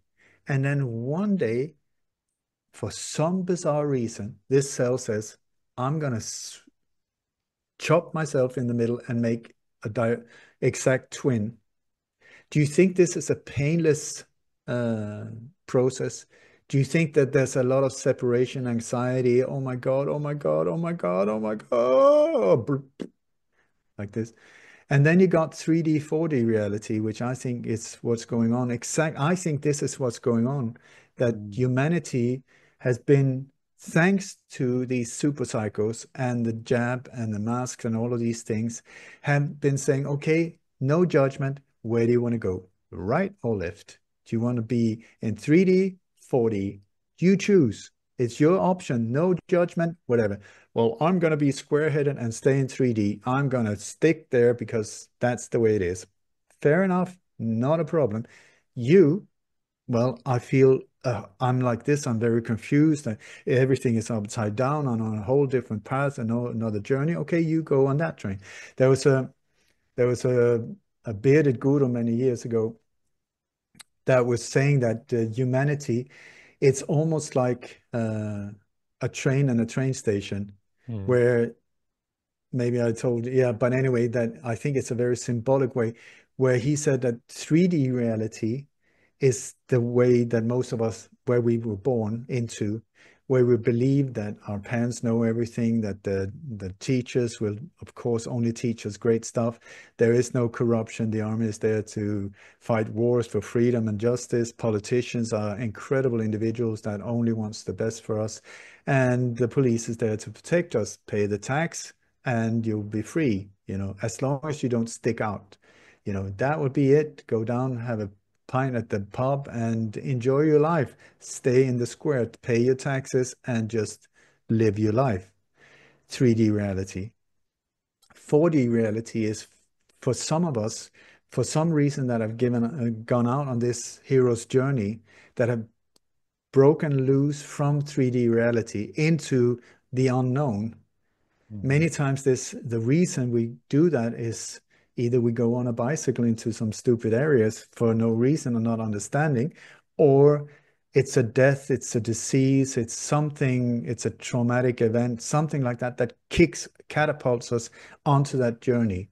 And that journey is not for wusses, I tell you, as you know, it Hmm. will be filled with obstacles and challenges and all of it. And then one day, just like on a radio receiver, when you're between stations, there's a lot of confusion, a lot of like, what is going on? Should I go back? Should I continue? The in between stations.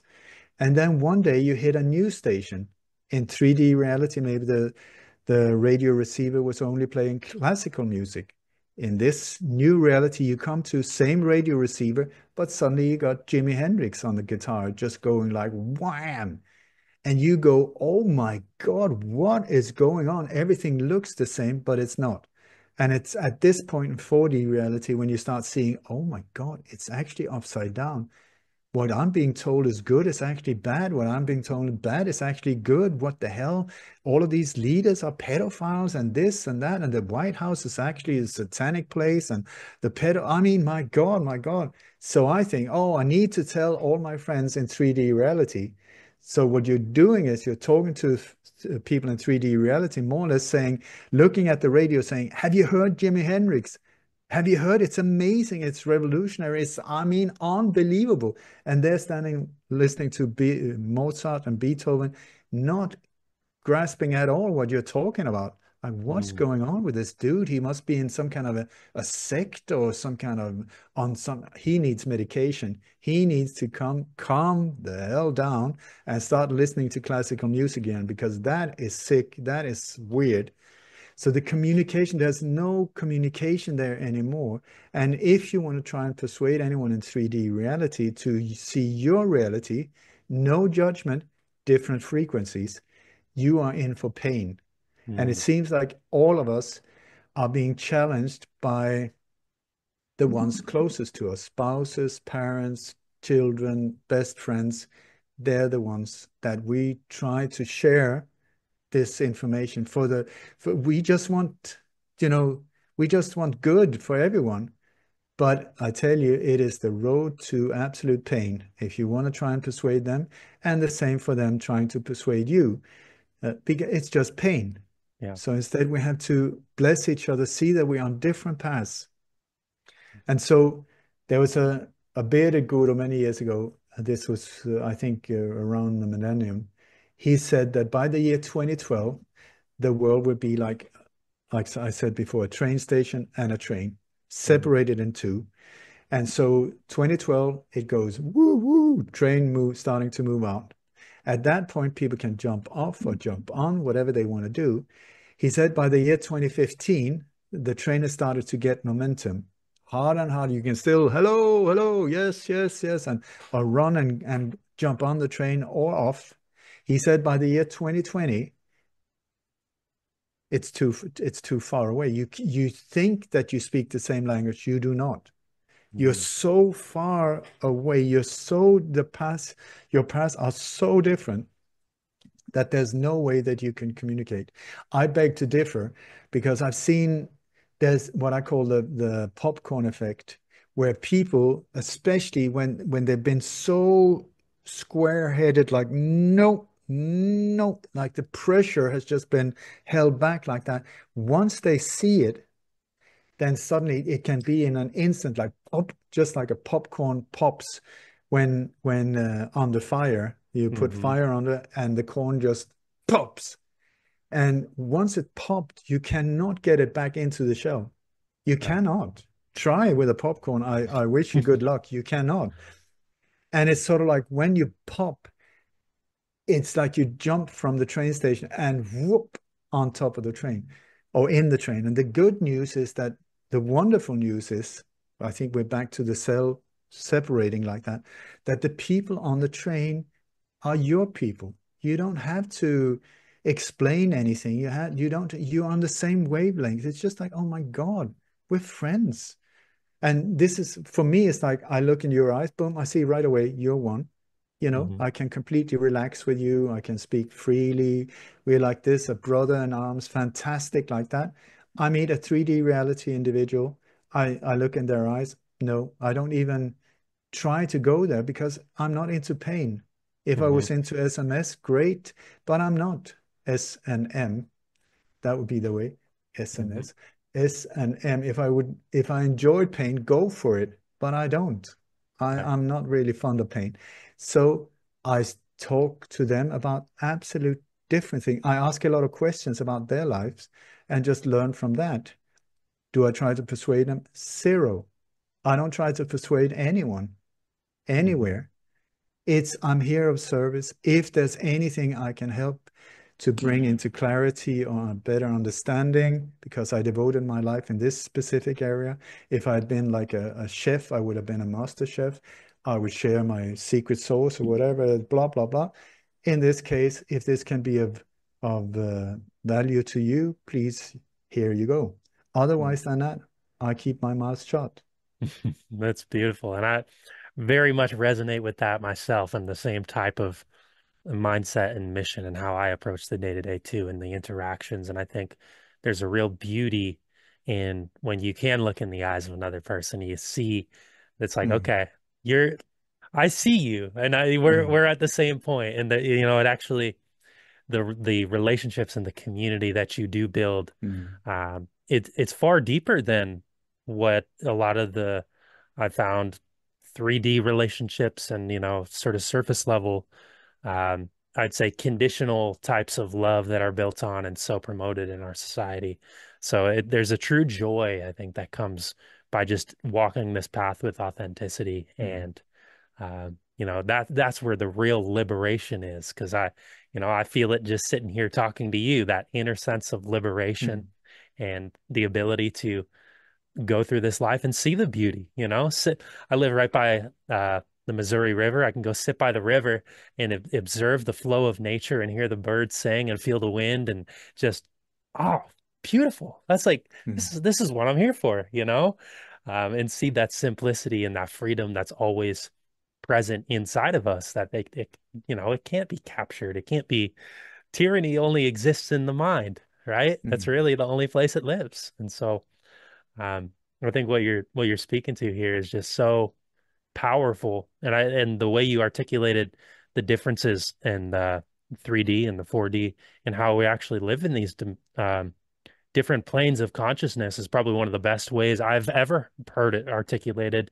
because it resonates deeply. It really does. And I can see how my own path personally kind of you telling the train story of how the timeline has progressed over the last several years and the differences between, say, 2015 and 2020, and even now, how certain relationships and certain, um, how I go through and because I'd say 2020, I certainly wanted to, oh my goodness, the whole COVID thing is going on. Let me share about Bill Gates. Let me share about the World Health Organization. Oh my gosh.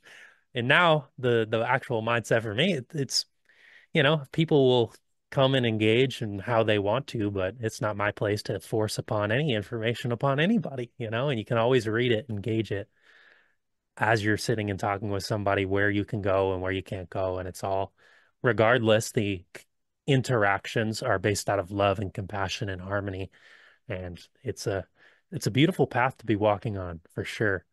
Uh, Despite the chaos that is present in the systems in the world, I think it's a beautiful time to be alive and a beautiful opportunity to create that new and experience that liberation. Because I think humanity is in the chrysalis, as you said, and it's only a matter of time before that it it births into something on a more collective scale, if you will, and hopefully we can see it in our lifetimes. I would imagine it's at the point where the timeline is so it's unpredictable, I guess, but I definitely can feel its presence and feel that aliveness as I know you can too. So wherever we end up going from here, I'm optimistic just by the eternal nature of consciousness and who we are that it can't truly die. So if that's the case, what is there to fear, right?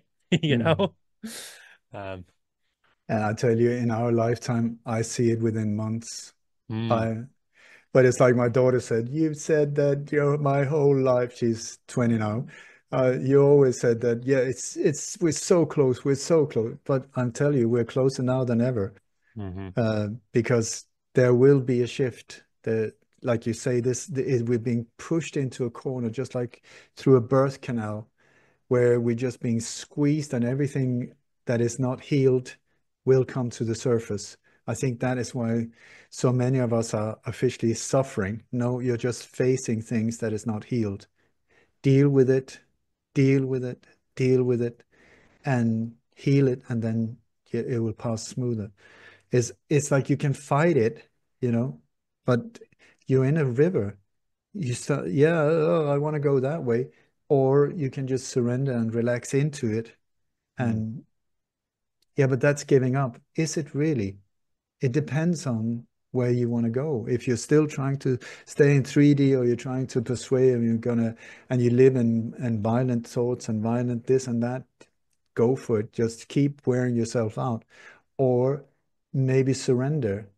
And the thing is, I'm not a religious person, but I have a beautiful, beautiful spiritual teacher called Nelani Chelaram, who I have a newsletter every month and about all of these bad things. But hmm then at the bottom, I always have like one of her talks. I filmed more than a couple of 100 hours with her. Amazing, amazing. But it's like what she's saying is enjoy the depression. If you're going to be depressed, then enjoy the depression, go into it and stay. Just don't get stuck there. Get hmm out and see it for what it is. We're being told life is hell, life is going under, this is the end of times.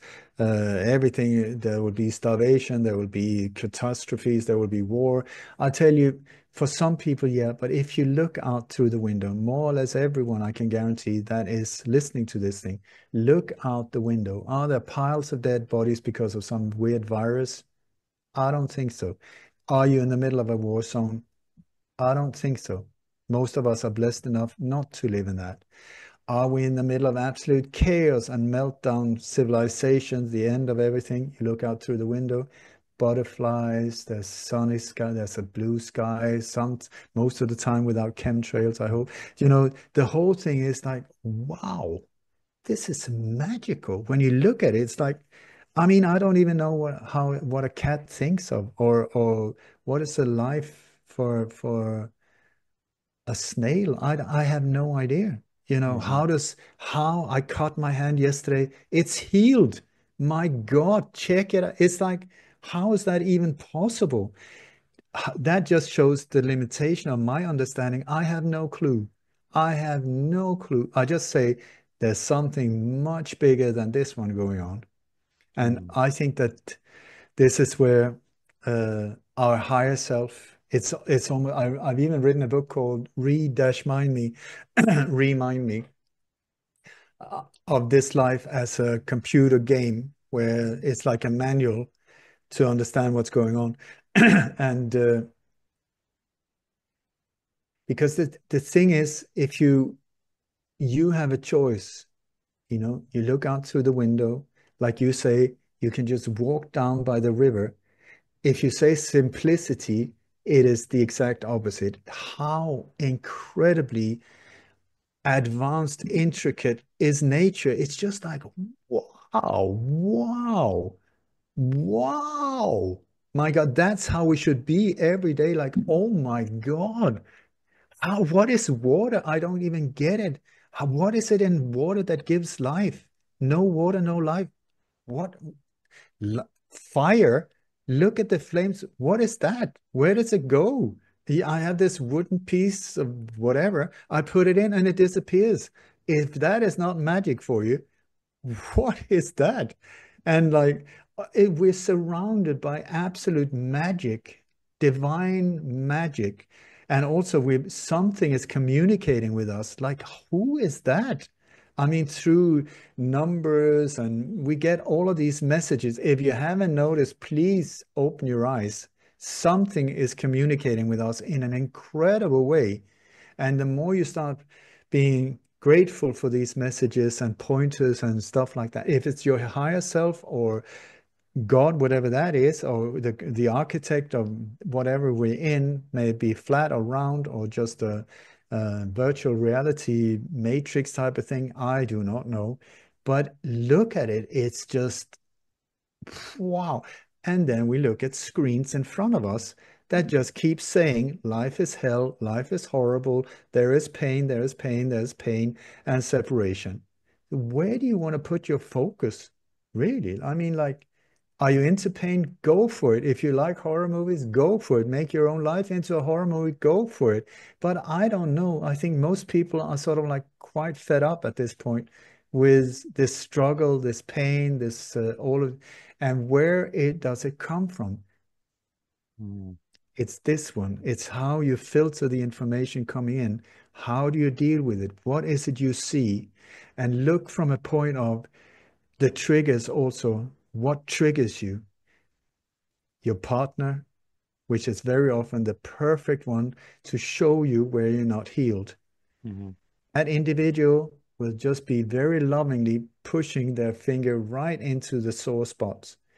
Indirectly, my enemy, no, could also be your perfect healer if you turn it around. I tell you, I'm not talking about partners now, but the biggest assholes are the best teachers, Mm. not the ones that are saying, yes, you're always right. Oh my God, you're always perfect. I, I would love it to be like that. I don't think it is. And if you can heal the relationship with these absolute assholes that are destroying your life, if you can, instead of focusing there, you say, I'm going to see what is it in me that triggers, that gets triggered like that, and let me get into reaction mode instead of like just letting it run off like water. Once you healed yourself, because whatever that individual over there that is the problem is triggering, it will not be the first time. Mhm. Look at your life. Had this happened before?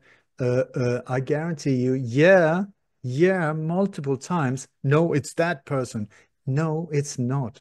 It's a theme in your life that needs to be healed. So you heal that, and sometimes that absolute asshole can become your best friend. I've seen it happen again and again, including in my own life. Horrible person, heal myself. Oh my God, it's not affecting me anymore. I'm starting to see clearly now that is a beautiful individual that just helped me. Mhm. Bring it on. And that's magic for you. So take responsibility, responsibility. Don't react. Take a step back, then act. Whatever happens, in these times, I mean, we're surrounded by explosives. I mean, they weaponized everything around us. So, okay, we're living in a minefield. Great, then I know it. So step slowly, gently. It's good to become aware. And then if something goes off, boom, see, is this based on love or is it fear-based? If it's fear-based, it's very possible that it comes from not me, but them or something that is trying to push me in the wrong direction, to deceive me, to push me in a not good direction for myself and humanity. Fear-based, okay? So if it's fear-based, take the power back, disconnect, disregard, and then deal with the fear. Not easy, not impossible. Deal with it, let it go, let it go, let it go. And the more, I mean, like in the beginning when you surf, you're on small little waves, you get scared from like this one. In the end, it's like you can't wait to get past these ones so you can get some real waves. Bring it on, yahoo! Like this. That's with fear the same. Also deal with it like that. And then transcend it, transmute the poison. This is one of the things that I've been known for is I've been going through a lot of, I mean, I have had the blessing of a lot of traumatic events and all kinds of things. Like turn it around, transmute it, and Mhm. do something good of it. Turn it into a creative things like that instead of hitting back, instead of, this is the thing. I was given the spiritual name Arjuna, which is from the Bhagavad Gita, Mm, who is the perfect warrior who did not want to fight, right. but was forced into these situations. I even, I have, I have three names. Ole, that was my birth name. Hmm. Arjuna, that's my spiritual name. And Wiyak Payela, that's my Native American name, which means the bright one. And my sweetheart, she keeps saying, "Well, it can't have anything to do with intelligence, that one." But but anyway, so deal with it and become aware of maybe it's just an illusion. Do not make it too serious. Do not make it too real. Breathe your way through it. Many times when we get fearful, it's because also we stop breathing. So when Hmm. you start getting into uncomfortable stuff like that, just become aware. Wait a second. Wait a second. I'm going to breathe my way through it. Just calm down. I'm not going to react just because somebody said boo. I'm not going to buy into that. I'm going to take a step back, breathe a little, take a walk, hug a cat, hug a cup. I said it like before, a tree, whatever works for you. And then when you come back, look at it again and see, okay, now I'm going to have another look and then act. They want you to react. Don't think, just go into whatever emotion so that they can control you. Just let go of their control. Hmm. Right. And then magical things starts happening. Yeah. The more you let it out, the more you let your heart guide you, the more magic appears in your life. And then suddenly, instead of you being living in a hellhole, you will start seeing, oh my God, that's actually amazing. Oh my God, that is incredible. Oh my God, I'm starting to heal myself. Oh my God, I'm starting to attract different type of people. Oh my God. But the thing was, during COVID, for instance, I think that was part of that whole process where we were in like this mode was because of this whole thing that was just our whole world was being scattered and pressed and pushed and Hmm. also pushed into an the opportunity to make a choice because humanity did that. I mean, who could have even imagined a year before? Yeah, in 1 year, everybody will be wearing a mask. Hmm. Where do you mean in this town? No, globally. What? Yeah, based on something that doesn't exist. I mean, you would say that get out of here.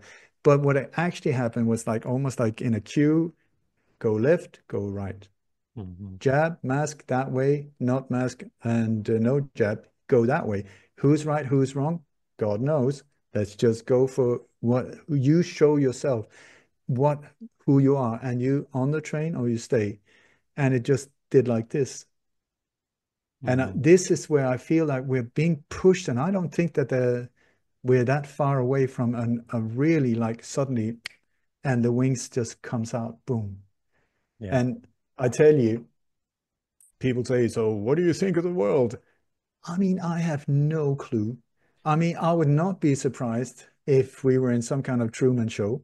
That's a Rothschild, that's a producer, by the way, where suddenly the sky just starts cracking up, and turns out, oh no, my God, it was a dome. No, it was a film screen. The whole thing, all the stars now just the holes and tarp with spotlights behind. Oh my God, that makes sort of like I start getting it. And then out of this, we suddenly discover that, oh my God, I'm so much bigger than life. This meat suit was just a vehicle. I was just given it. My God, it looks a bit worn. I wouldn't mind letting it go. And this is what many people say happens when you die as well. You're sort of like the end of the light and the end of the tunnel knows. They switch on the light, and oh my God, I was sitting in this movie theater the whole day. It was so real. And my God, my grandfather's sitting there. I thought you died. No, it was just there on the screen. What about you? Oh my God, we are all here. Yay, baby. I want to do this again. Not a problem. Go out, get another ticket. You choose the time, the sex, the gender, whatever, and get back in. Hmm. Westworld, these type of things. They're showing us in many different ways what's going on. So I know that I don't know. And before my mother died, I asked her, she was a very well-read individual who had studied for her whole life about death and life and whatever. So I asked her, so how are you doing? How do you feel? And she said, still confused, but on a higher level. Mm, And that's me. yeah, I feel you on that, man. And that's what a beautiful, I would say, message and way to kind of put our whole conversation into perspective, because I think that comes to the root of it, man. That's exactly it. And it's the path to walk, and to put it simply. Uh, so Ole, I want to thank you, man, for taking the time to come on the podcast and share this message. Because when I hop on, I'm the type of person with a show. I know what somebody's about, but I never scripted. I always wanted to be free flowing, authentic. So I Mm. didn't know exactly where it would go, but I had an idea, and I left no I can leave this conversation knowing this is the energy and the vibe that I was feeling, and why I wanted to call you onto the show. Because I mean, I think the work you're doing is so profound and leading people towards themselves, most importantly, back to themselves and to the heart. So um, thank you so much for taking the time to come on the show. And you have anywhere that you would send the listeners to further engage with your work, or any projects you got going on you wanted to share, or just sort of any I guess any last thoughts on to wrap it all up? Last thoughts, last meal. I want to say first of all, my website is lightonconspiracies.com. Light on conspiracies, because there's more than one going on. Mhm. And it's you can stay there for years and years. I mean, it's there's more than 1,200 interviews that I've done. There are podcasts, there's webinars, there's 6,000 articles. I really try to do my utmost to make this a platform where you can be lifted. There's a lot of, maybe not at least truthful information. As far as I know, it is the truth as far as I can see it. And in this 3D, 4D reality, as you said, I'm one of the most censored individuals in around. I mean, Mhm. that should almost be like a badge. But the thing that is a bit tricky sometimes is the financial. So if you would consider donations as an exchange of energies, extremely appreciated. I've got membership. I've got like my newsletter where I break down. I've been able to predict, I think it's 77 of these alleged mass shootings or alleged terror attacks, predict or connect up to 3 months before they happen. Sometimes uh, show that is my last name has actually become a verb.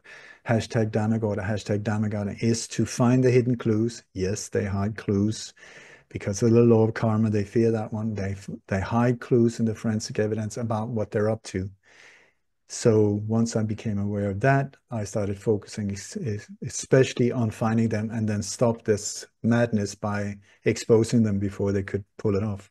Mm. So, but otherwise than that, I would like to thank you for coming to a point in your life where you wanted to create a platform called the fifth dimension. That shows a lot. That shows a lot that this is not the Hunger Game podcast or let's blow them up or hang them high podcast, but the fifth dimension. So I want to thank you for that. And I also want to just say that I never prepare. I don't want to know. I don't want to, whatever it is. I'm on sometimes right-wing extremist shows, not a Mhm. problem whatsoever. You know, as long as I'm here. What I do is I have a prayer before I go on. I'm not a religious person, but I am a spiritual being. And I ask a bearded guru called Gurudev. I said, Gurudev, come on, please. He's always there. I never met him, but he's always there. Then I ask all the saints and sages, bring it on, huddle up, like a rugby team. Uh, I don't know who they are, but all the saints and sages. Then I call all the angels, please, because apparently you have to ask them. They cannot just act on their own, apparently. So you ask them for help. So I ask, please, can you please assist me? I ask for your assistance in this situation. Uh, Michael, Gabriel, bring it on. And then I also ask what is called the deaf waiters. They are also angels, apparently, but I've never seen angels. I've never felt them, but I know that I'm surrounded by them. I don't know if that makes any sense, but Mhm. that's one of the reasons I'm still here. I should have been dead a long time ago, doing what I do. So, but the deaf waiters are like waiters that They are deaf. They cannot hear your words. It's easy to speak. They see your actions. So I have to walk my talk for them to act.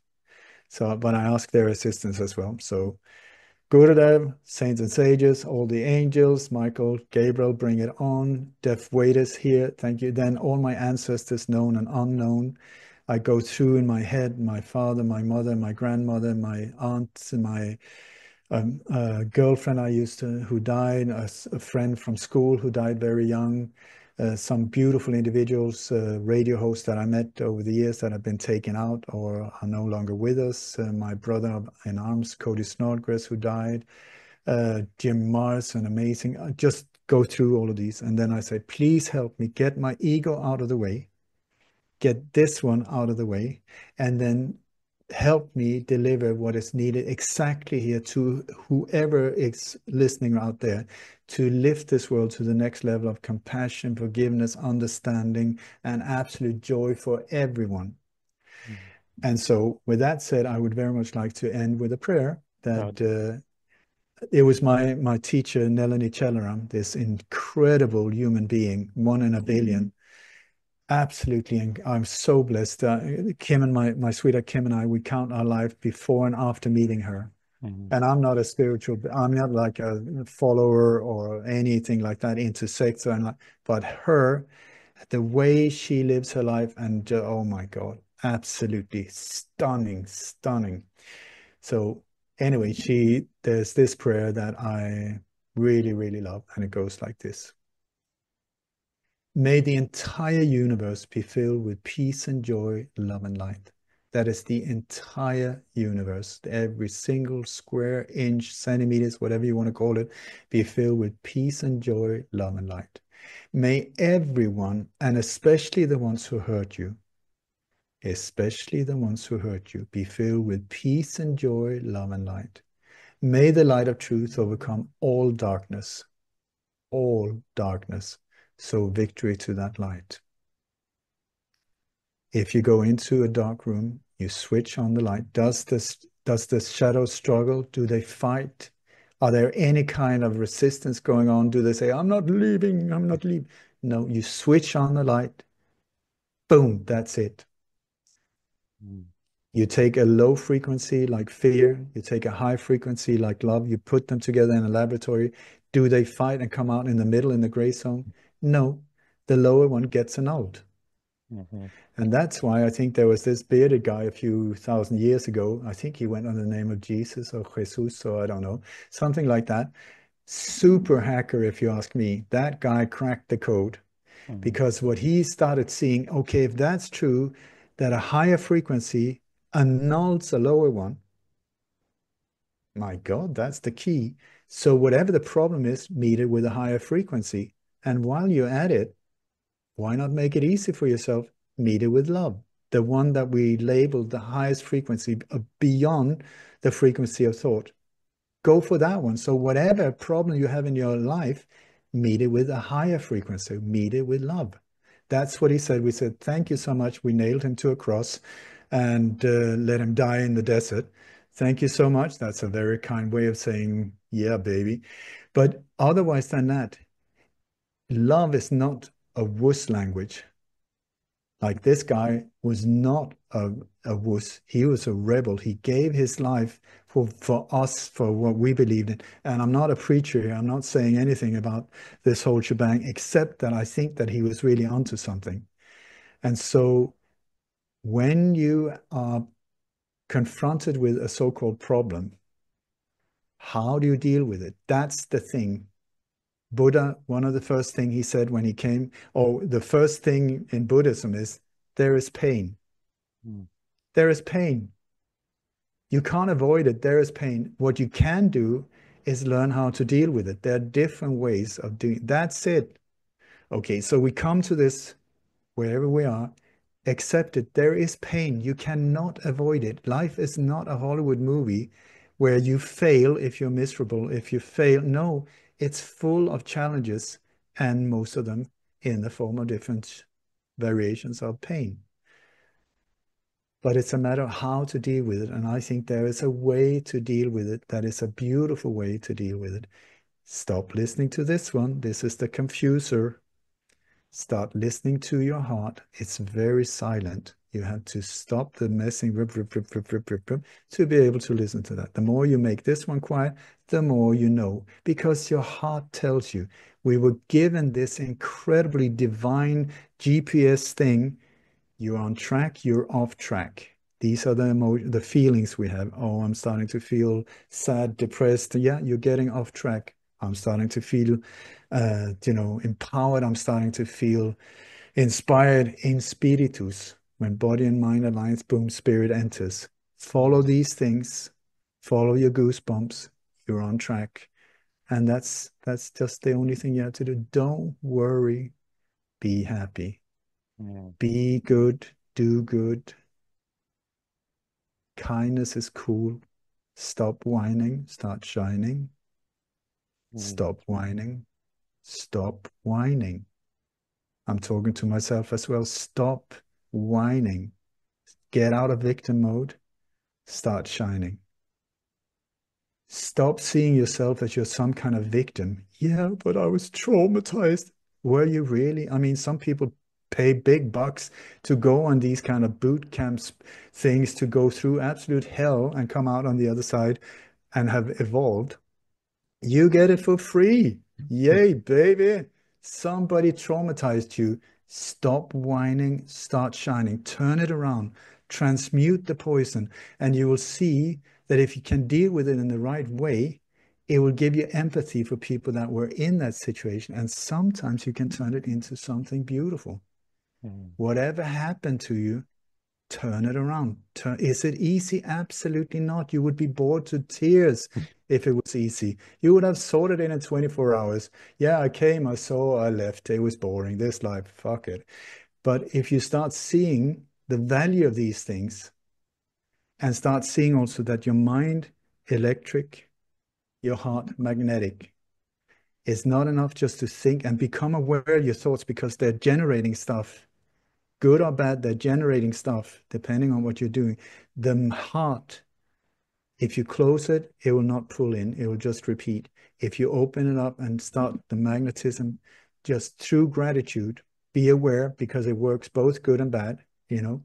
If but if you use gratitude and just feel it, you will start seeing your life change.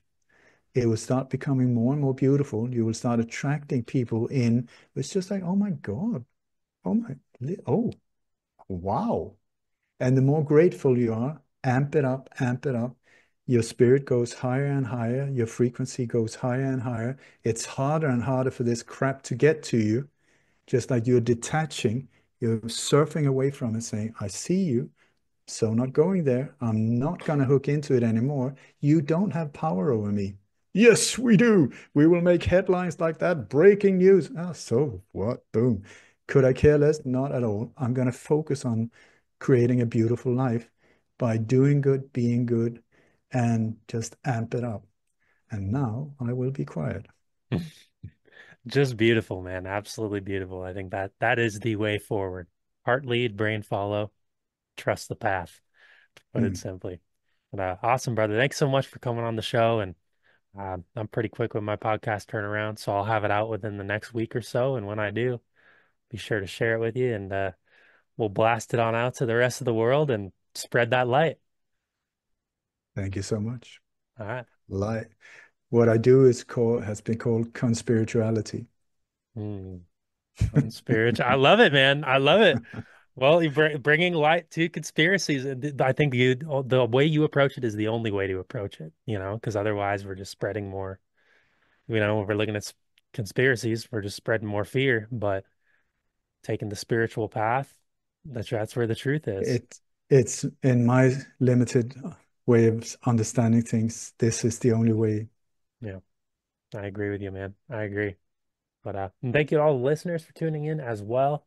And we appreciate you guys listening, and head on over to light2conspiracies.com again to check out Ole's work because truly remarkable the light that he is shining. And I hope you all are feeling as empowered and inspired as I am after this conversation because it was truly magnetic. Well, I thank you again one more time, brother, and we'll have to plan on another one sometime in the near future because there's a whole series of rabbit holes that we could unpack and go down and all rooted from this place of higher awareness and love and compassion like we were talking about. So we'll plan another one in the near future. Don't worry, be happy. Don't worry, be happy. I love it. I love it. Thank you all the listeners for tuning in, and we will see you next time. Special thank you to Ole for coming on the fifth dimension. I mean, this was truly an inspiring and empowering conversation. And it's interesting because a lot of these subjects, they are heavy in their nature. The evil and satanic forces that exist in this world, they're real and it can be a lot to process. But when you come from a knowing of who you are and this uh, yearning and desire to spread light and love and live in the fifth dimension, as Ole was talking about, um, you can really feel empowered by going into this and creating the change, starting with yourself. So head on over to lighttoconspiracies.com and interact with some of Ole's work. And I would strongly consider you guys to donate as well and support his work. He is one of the most censored people on the planet. And for definitely according to the technocratic ideals for a good reason, because he's spreading the truth. So um, appreciate Ole and all of his messages and what he has brought to the show. And hopefully him and I can link up again soon in the near future and keep unpacking these subjects because there is so much to explore. And if you go to his website, you'll see all the different presentations he's put on there of different subjects. So lots to uncover, lots to unpack. Uh, so the journey is just beginning. You can head over to my Substack, mcdermott.substack.com, mcdermod.substack.com. Everything's free on there, unless you want to be a paid subscriber, which is always an option. And you can subscribe to the podcast, of course, whatever platform you're on. Appreciate your subscription. Give us a 5-star review if you're on Apple Podcasts or Spotify. Purchase a copy of my poetry book, The Final Judgment, available on Amazon now. Poems to remember who you are. You can also book a tarot reading with me, one-on-one, live, or a written tarot report. Links to do that are in the episode show notes below. And thank you to our official sponsor, Tranquil Desires. One-stop shop. All your holistic health, spirituality needs.